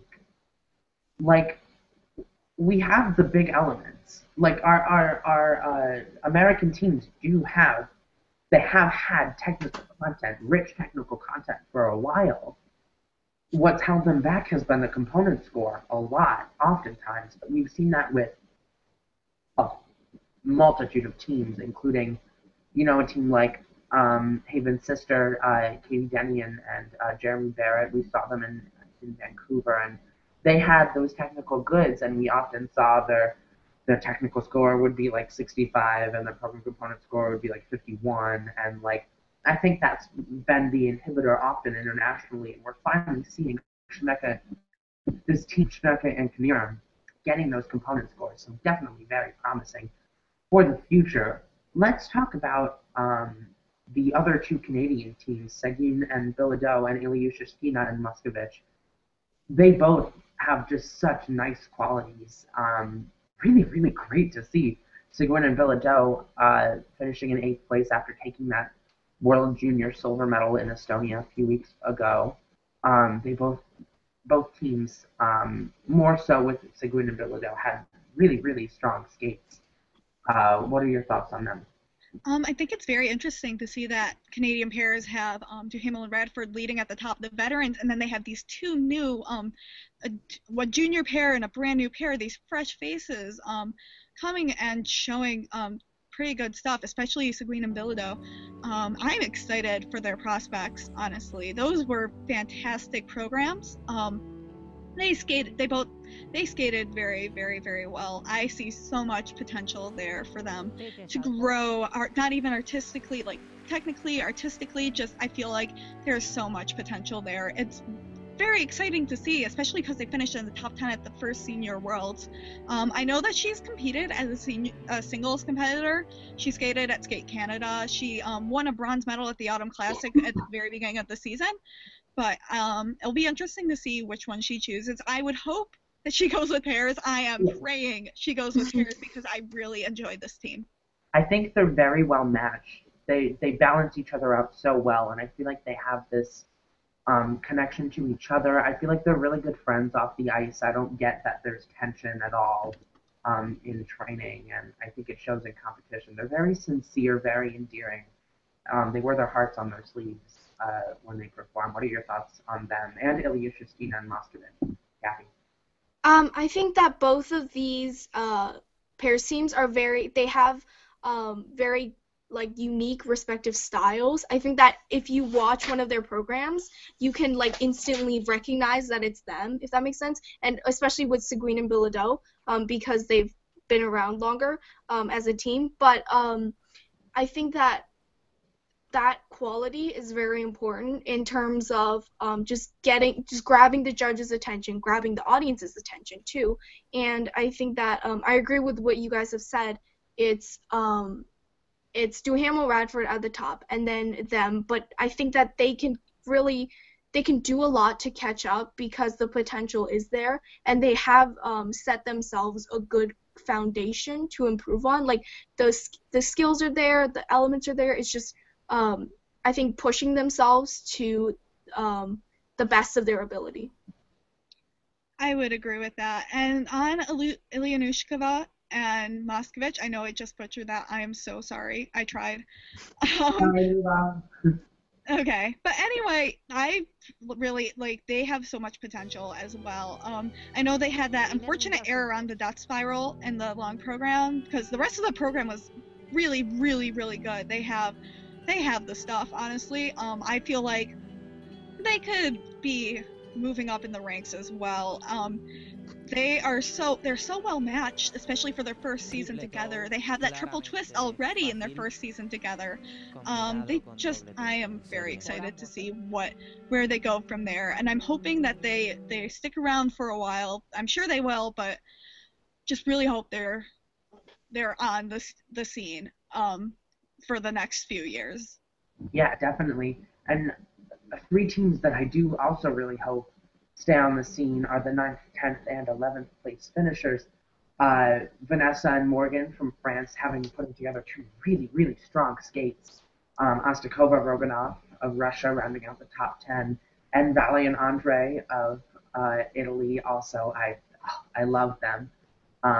All those 3 teams had really, really strong skates, and I really hope they can improve in the future. What are your guys' thoughts on them? On Valentina and Andre, it's so exciting to see her have this new rebirth in the pairs because, she is very, I didn't expect her to be so well suited. Those triple Lutzes, I'd say they're even better than Duhamel and Radford's, honestly. They are insanely good.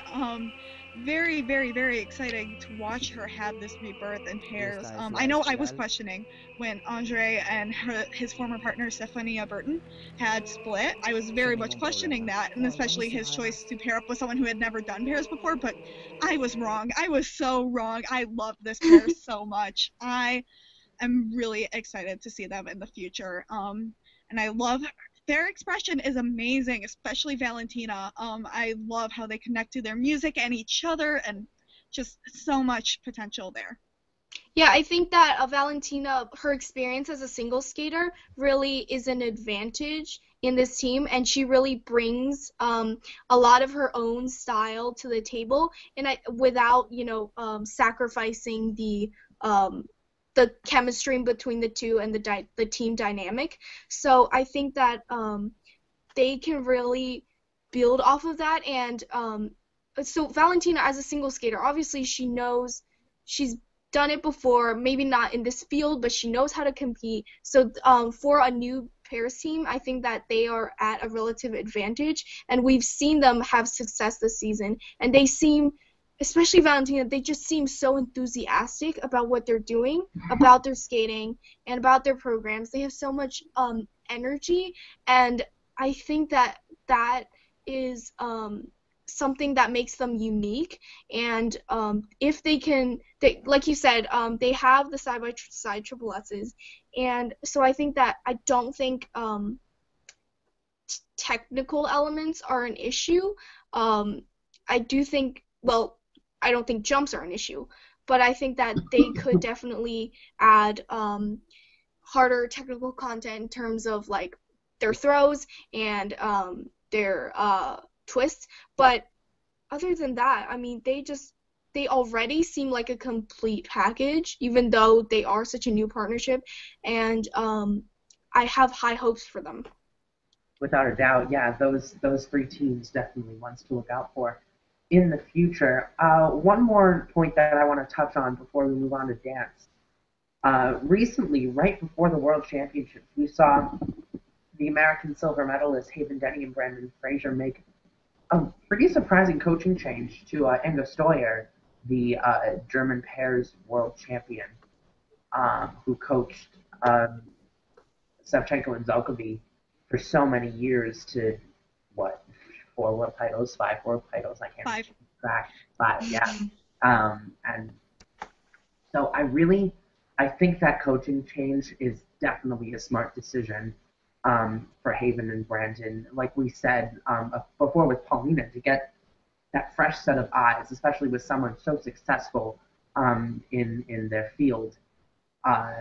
Hopefully for next season, we saw them skate really well at Skate America, and kind of like we saw with someone like Takahito, not really being able to emulate that later on in the season. What do you guys think that Inga Steuer can expand from that this team already has, and what do you think he can add to the dynamic of training and developing new programs? Yeah, I think that I agree. This is a smart decision. I mean, because now that he is no longer coaching Savchenko and Zalkovi, I think that this is very, very smart. I hope that he can help them with a lot, maybe just consistency, maybe just becoming more of the complete package, improving their elements, because they haven't had quite the consistency, but Haven Denny does have kind of the same quality that her sister Katie has, those cat-like landings most of the time. I just feel that this is a very smart decision. I know that they've kind of been coach hoppers for the last couple of years, so I hope that they stick with this one. I hope that they stick with Ingo, but I am very excited to see where they go from there and how they take advantage of having such an experienced and proven pair skating coach. Yeah, I think that the coaching change will be really good for them, just in terms of perspective alone. And I also think that with this new perspective, they can sort of shed their old image. I'm not saying that they were juniorish before, but they can completely like reinvent themselves in a sense and just present themselves in a different light. And with that champion mentality, like going out into competitions to place well, not just to okay, we'll get it done, but to just really motivate themselves. I think that is the biggest advantage of making a coaching change. I would say. Oh, definitely. Some very exciting pairs. Excuse me, I'm sorry, I'm a little sick tonight. Very exciting pairs to watch out for in the future. Let's move on to the dance portion of the competition. Now, this was quite the interesting uh, competition. Uh, I don't even know where to start. Why don't we start with the podium? Papadakis Cicerone just putting together two gorgeous programs. They have that champion carriage and confidence and that era of we're gonna go out there and we're gonna get it done.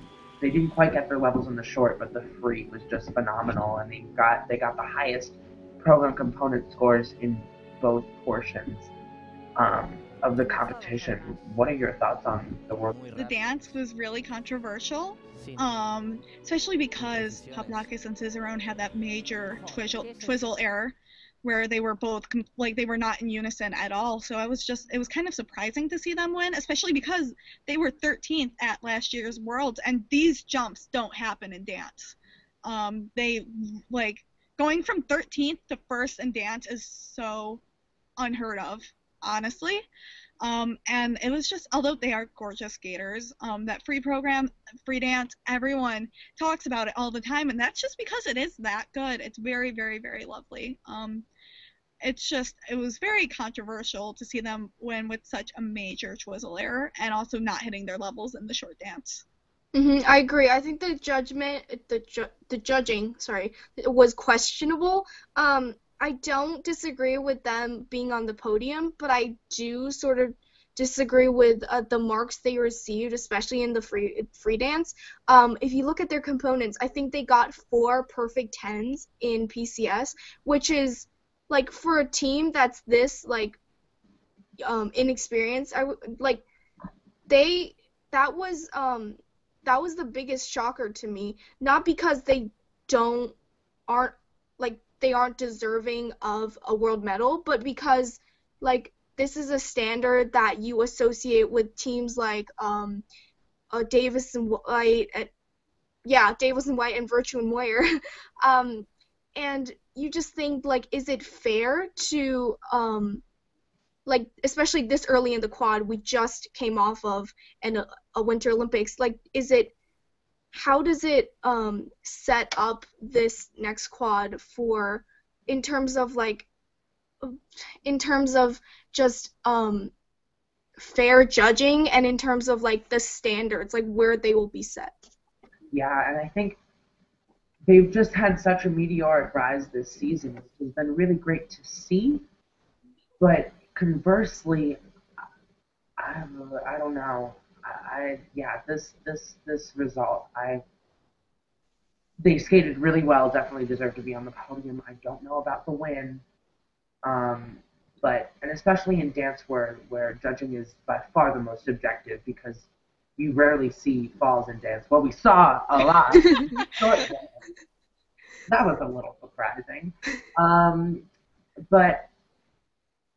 That was the exception.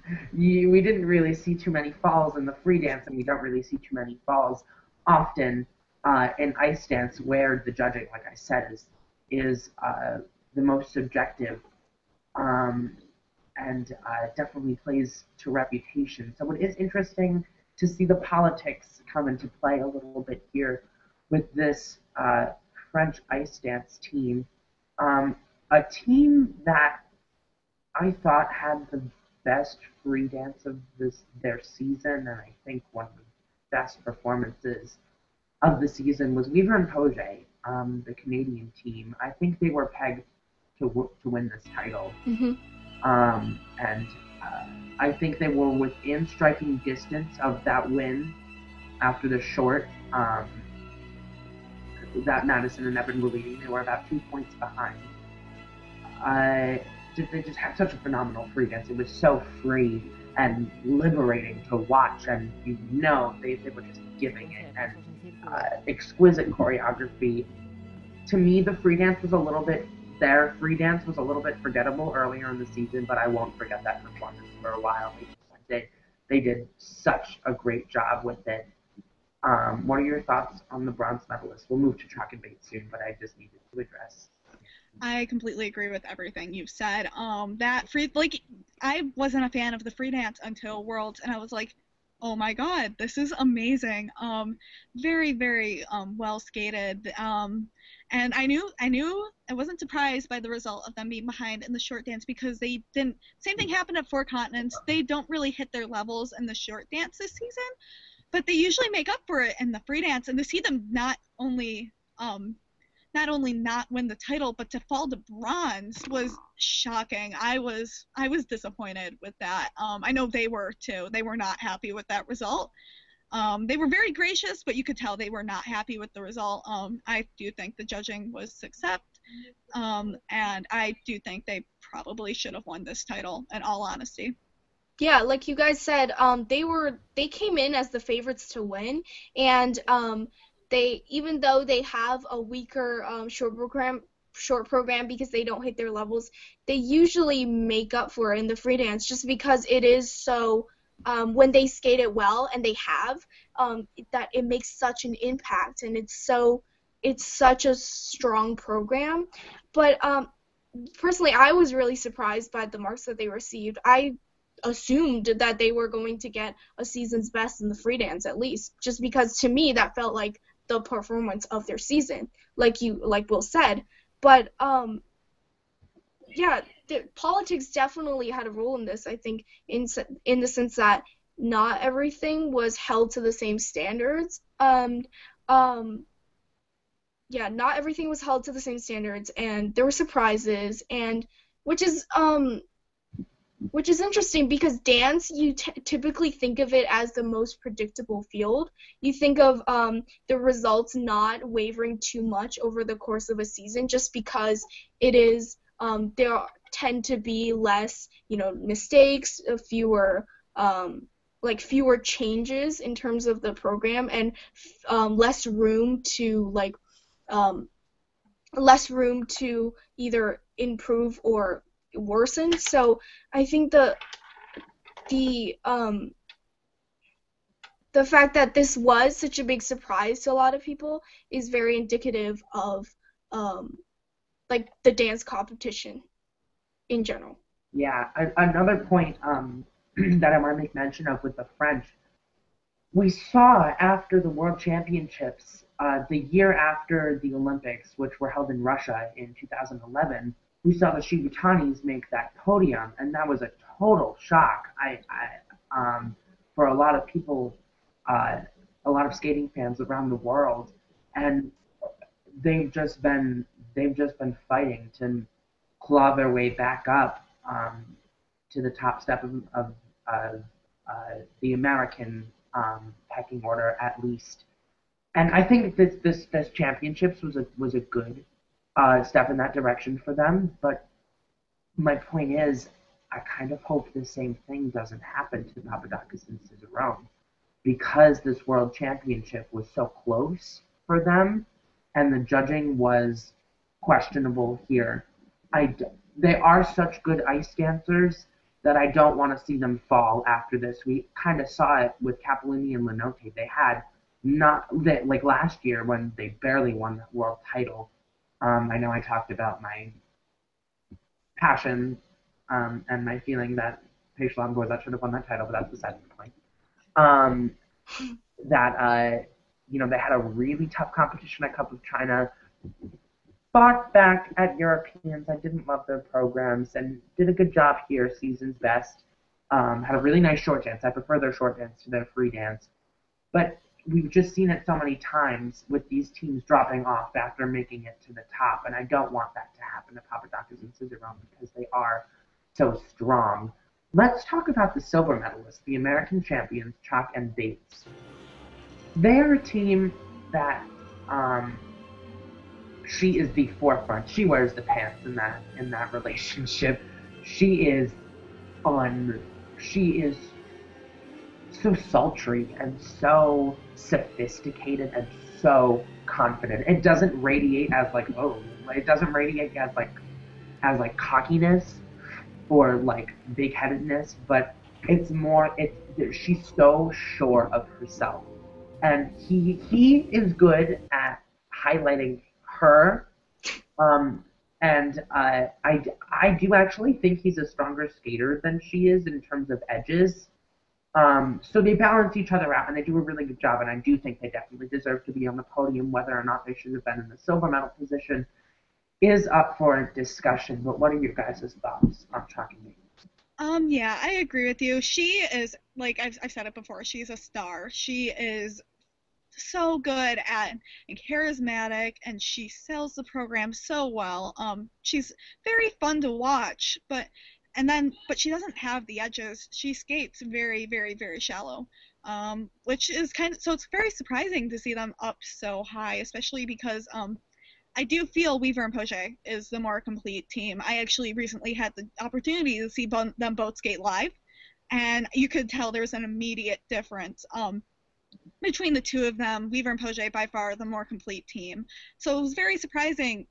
I mean, considering that they beat Weaver and Poche in the short dance at Four Continents, it wasn't super surprising because Weaver and Poche struggled to get their levels in the short dance, but at the same time, it's very surprising to see them beat Weaver and Poche overall, especially because I do feel Weaver and Poche is much more complete than Chalk and Bates. Yeah, I agree with you. And I agree with Will's point about Madison being the better, performer and just projecting this air of confidence, whereas Evan has better basic skating skills, but he doesn't quite connect with the audience as much just because he's not projecting. He's not he sort of plays second fiddle to Madison. But one thing I will say is I think it was in their free dance, their opening twizzles. I had a big question mark on this. Their opening twizzles. I think Madison, she made an error and she bobbled on one of the twizzles, and yet I looked at their protocols and they received positive GOEs, I think, from all of the judges on that element. And I just want to know what you guys think were going on there. I have no idea. I don't think anyone understands. And it's another thing where Top Dog Cesarone won with a twizzle error. Chalk and Bates won the silver with a twizzle error, whereas a clean Weaver and Poche were clean and they won the bronze. That doesn't make sense at all to me. And just doesn't make sense at all. The judging is very, very, very fishy. Honestly, not happy with the results at all. Yeah. Madison had a very clear bobble. Her leg came apart. You could see it in her face. She was like, "Oh, no, I'm gonna do the second set," and the rest of the twizzle was fine. But it was so clear. It was clear as day. So yeah, that wasn't right. That I'm gonna go out and say that wasn't right. Moving outside the podium, we talked a little bit about Capellini and Lenotti before having a really strong competition. I think outside of the podium, the judging was strong. I think Capellini and Lenotti should have been in fourth place, still having a really strong score. Really, really happy to see the Shibutanis in the top 5. They had a gorgeous, always they have a phenomenal short dance. I thought they should have been ahead of Ilianik and Saganshin after that short dance. And just really happy to see them get a season's best in the free dance. I used to really not care for the free dance. I thought it was a little bit, not lifeless, that's a little harsh, but you know what I mean. But it wasn't here. It was so lively and so upbeat, and it just really showcased everything that's strong about their skating. What are your thoughts on the Italian and the Shibutanis? We'll say about the Shibutanis, they had this, after they're getting their scores in the short dance, they looked very disappointed. It'll be very interesting to see, because for so long, people have been saying, leave Marina Zueva. I don't know if they actually will or not. I know I've speculated that maybe because they go to the University of Michigan, there's no other coaches that don't coach their rivals in Michigan. So I'm just very intrigued to see if they do want to make a coaching change. I don't know if they will, but if they do decide to make a coaching change because they're not getting the scores anymore, even if they skate well. Yeah, and they do consult a bunch of technicians and choreographers besides Marina. So I think that the issue is not I wouldn't say Marina. Okay, it's obvious that Marina has a lot of skaters, and she might not necessarily be placing emphasis on the Shibutanis just because she is overwhelmed with a lot of a lot of teams to look after. But I think that the issue with the Shibutanis is they can deliver and they can be a strong team, and they just need to consolidate all of their resources because they are, you know, they are they do have programs that really suit them. The free dance, I do agree that it seemed weaker to me earlier in the season, but they delivered it here, and it was very strong. And they when they really work at it, they can embody, almost any piece of music, I believe, because they are that strong of a team, and their twizzles are very good, and they have great edges. But I think that they just need to part of what they need to work on is just the belief in themselves, the belief that they can just sort of that they can be, world bronze medalists again, although the first time was controversial. I think that they need to have the mindset of, being in it to be at the top. Definitely, definitely. Moving outside the top 5, we have the next best Canadian team, Gillis and Poirier. Skating well. They're a consistent team, not super flashy, not super memorable, especially with their programs this year. I know we've talked about their programs in the past. The Hitchcock free dance, we're a big fan of that. But I don't know. I think they can learn.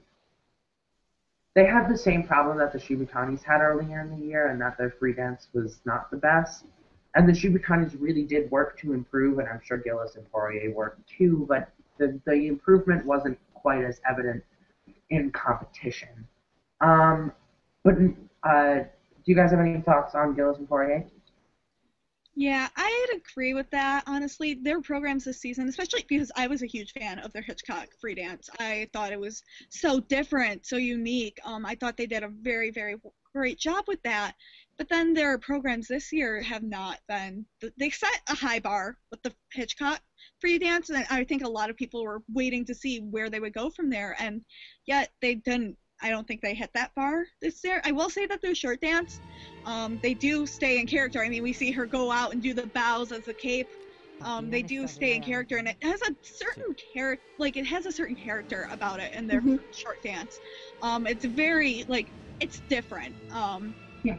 But at the same time, it's like I want to see more. They're not giving enough, in my opinion, that sets them apart from everyone else, because right now they're just a middle of the pack team.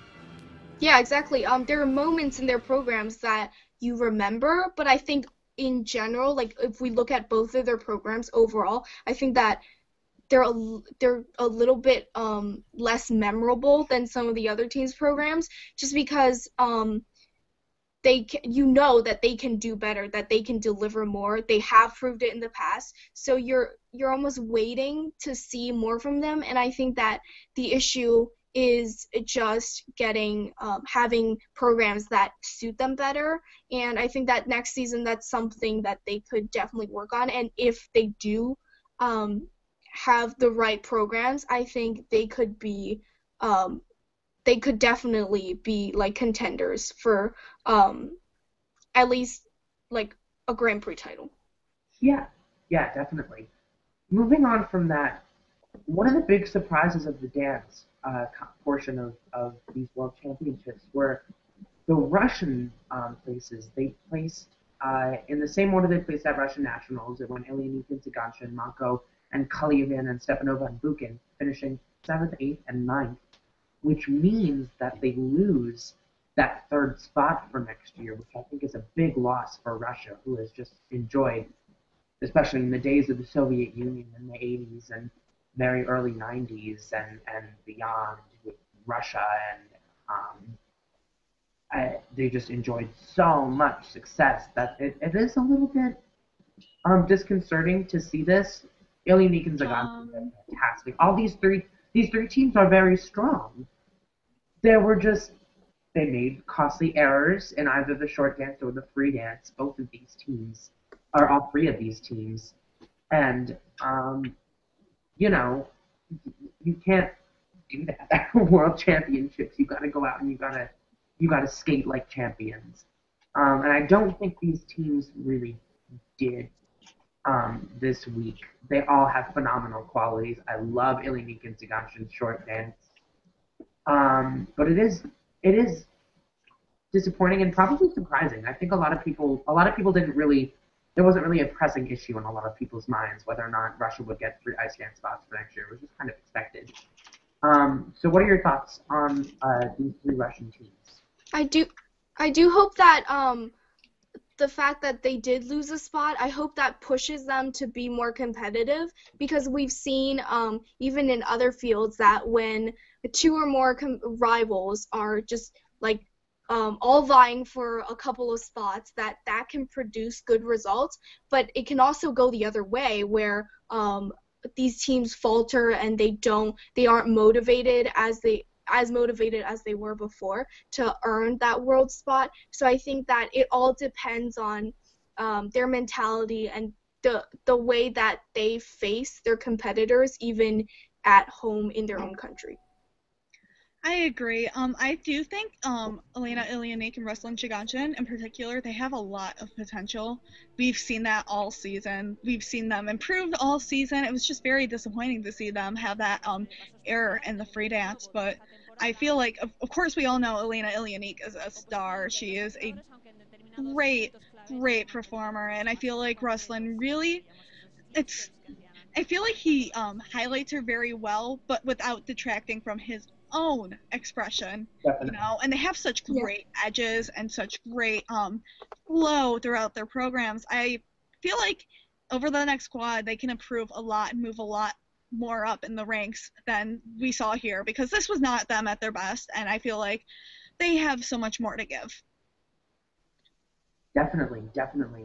Yeah, hopefully we can see all these 3 teams skate angry and improve on this in the off season and going into the Grand Prix series.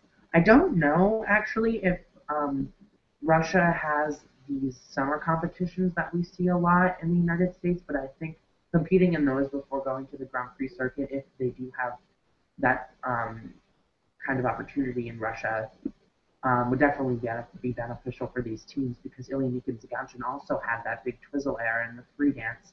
And you don't want that to happen at a competition like a World Championships, especially at the start of a new quad. You want to establish yourself as the team to watch, as the consistent team. And I don't know if this competition was the best indicator of that for these 3 Russian teams, but clearly all these teams have potential to succeed.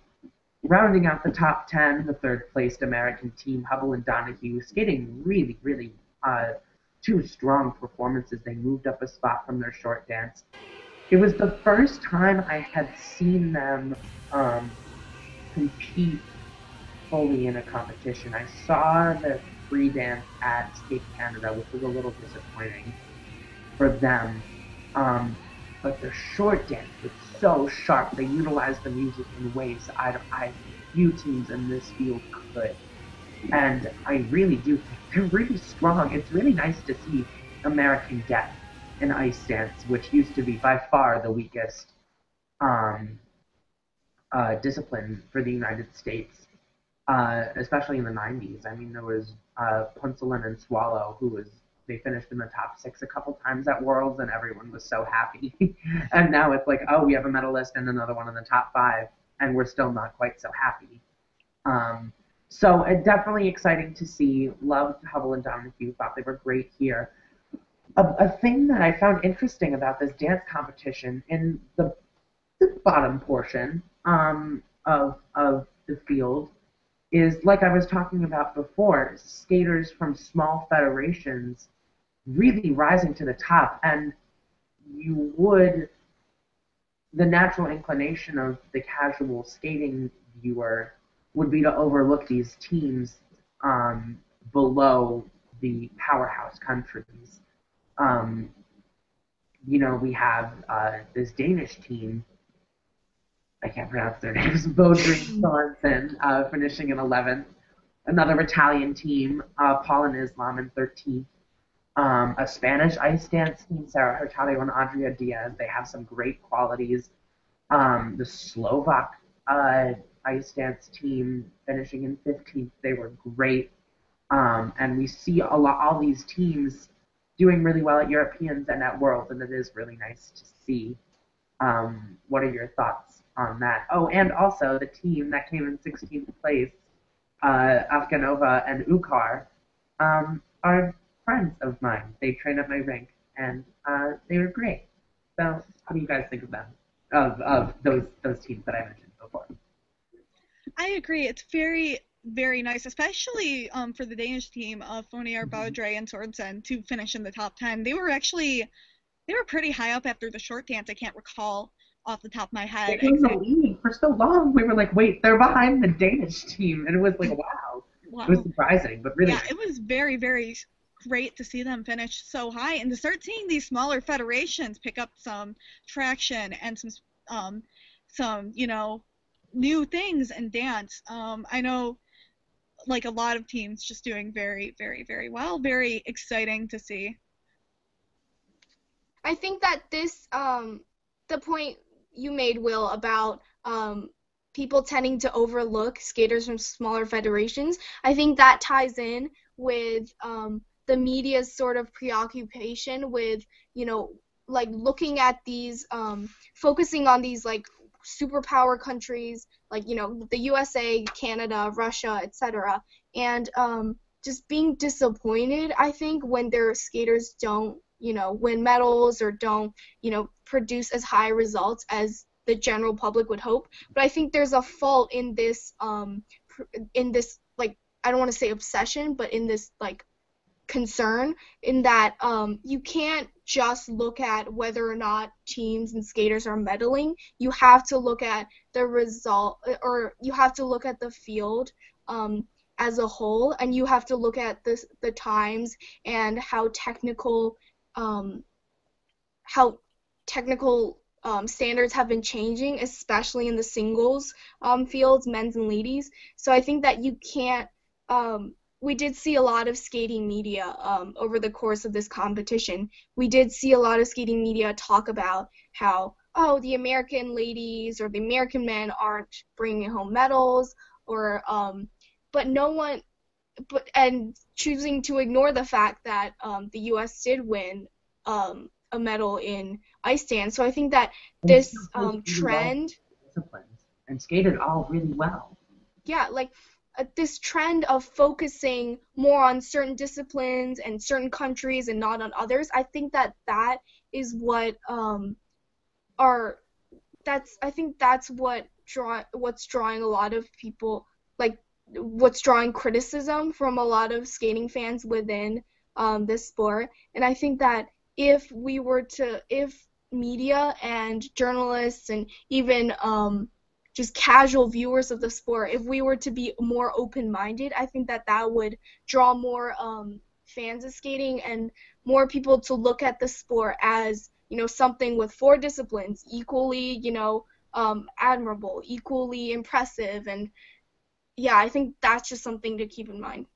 Yeah, and you see companies like, NBC, they showed earlier on Saturday, the 28th, March 28th, they showed 2 hours of coverage, 8 to 10, and they focused primarily on singles, and they focused primarily on the powerhouse countries, and I think that's what's turning fans away. It's the media is feeding this only show the good skaters, they're the only ones that matter, only show the ones that place in the top 10, they're the only ones that matter.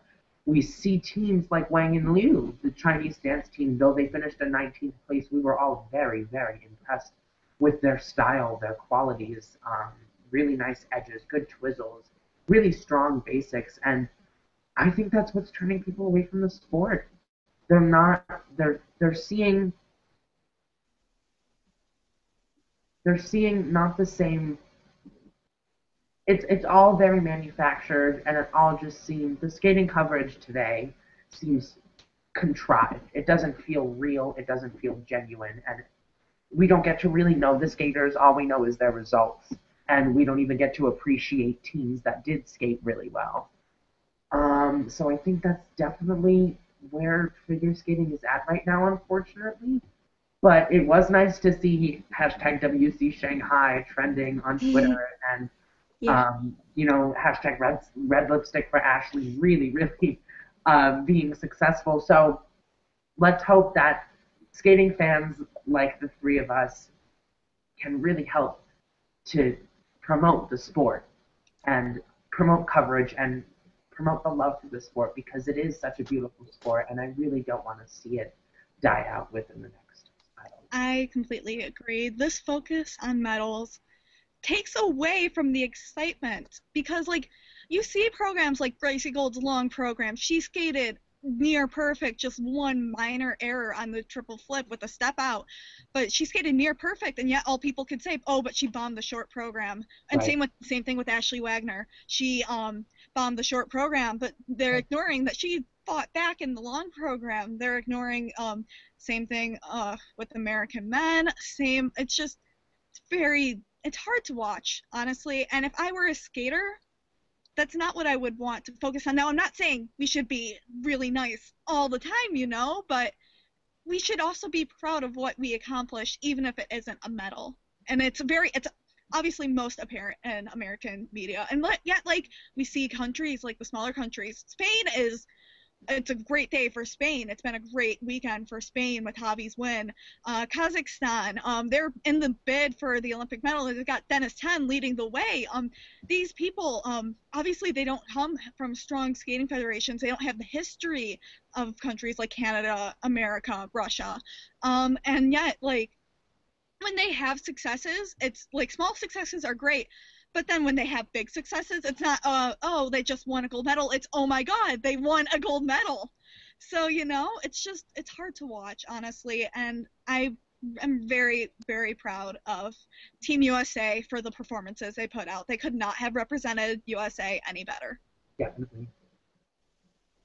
So on that note, is there anything else you guys want to touch on? I think I'm all set. All right, I think after 2.5 hours of podcasting, I think we're good. All right, so thank you all for live tweeting with us. Thank you all for following us. We gained a lot of followers during that thing. Quick shout out to Doug Mattis and Danny O'Shea for the follows. We really appreciate that, guys. Other than that, I mean, thank you all for having fun with us, having a great World Championships. Yeah. All right, for Lutz and Glory, I'm Bronwyn. I'm Kathy. And I'm Will. All right, bye, guys. Bye. Bye.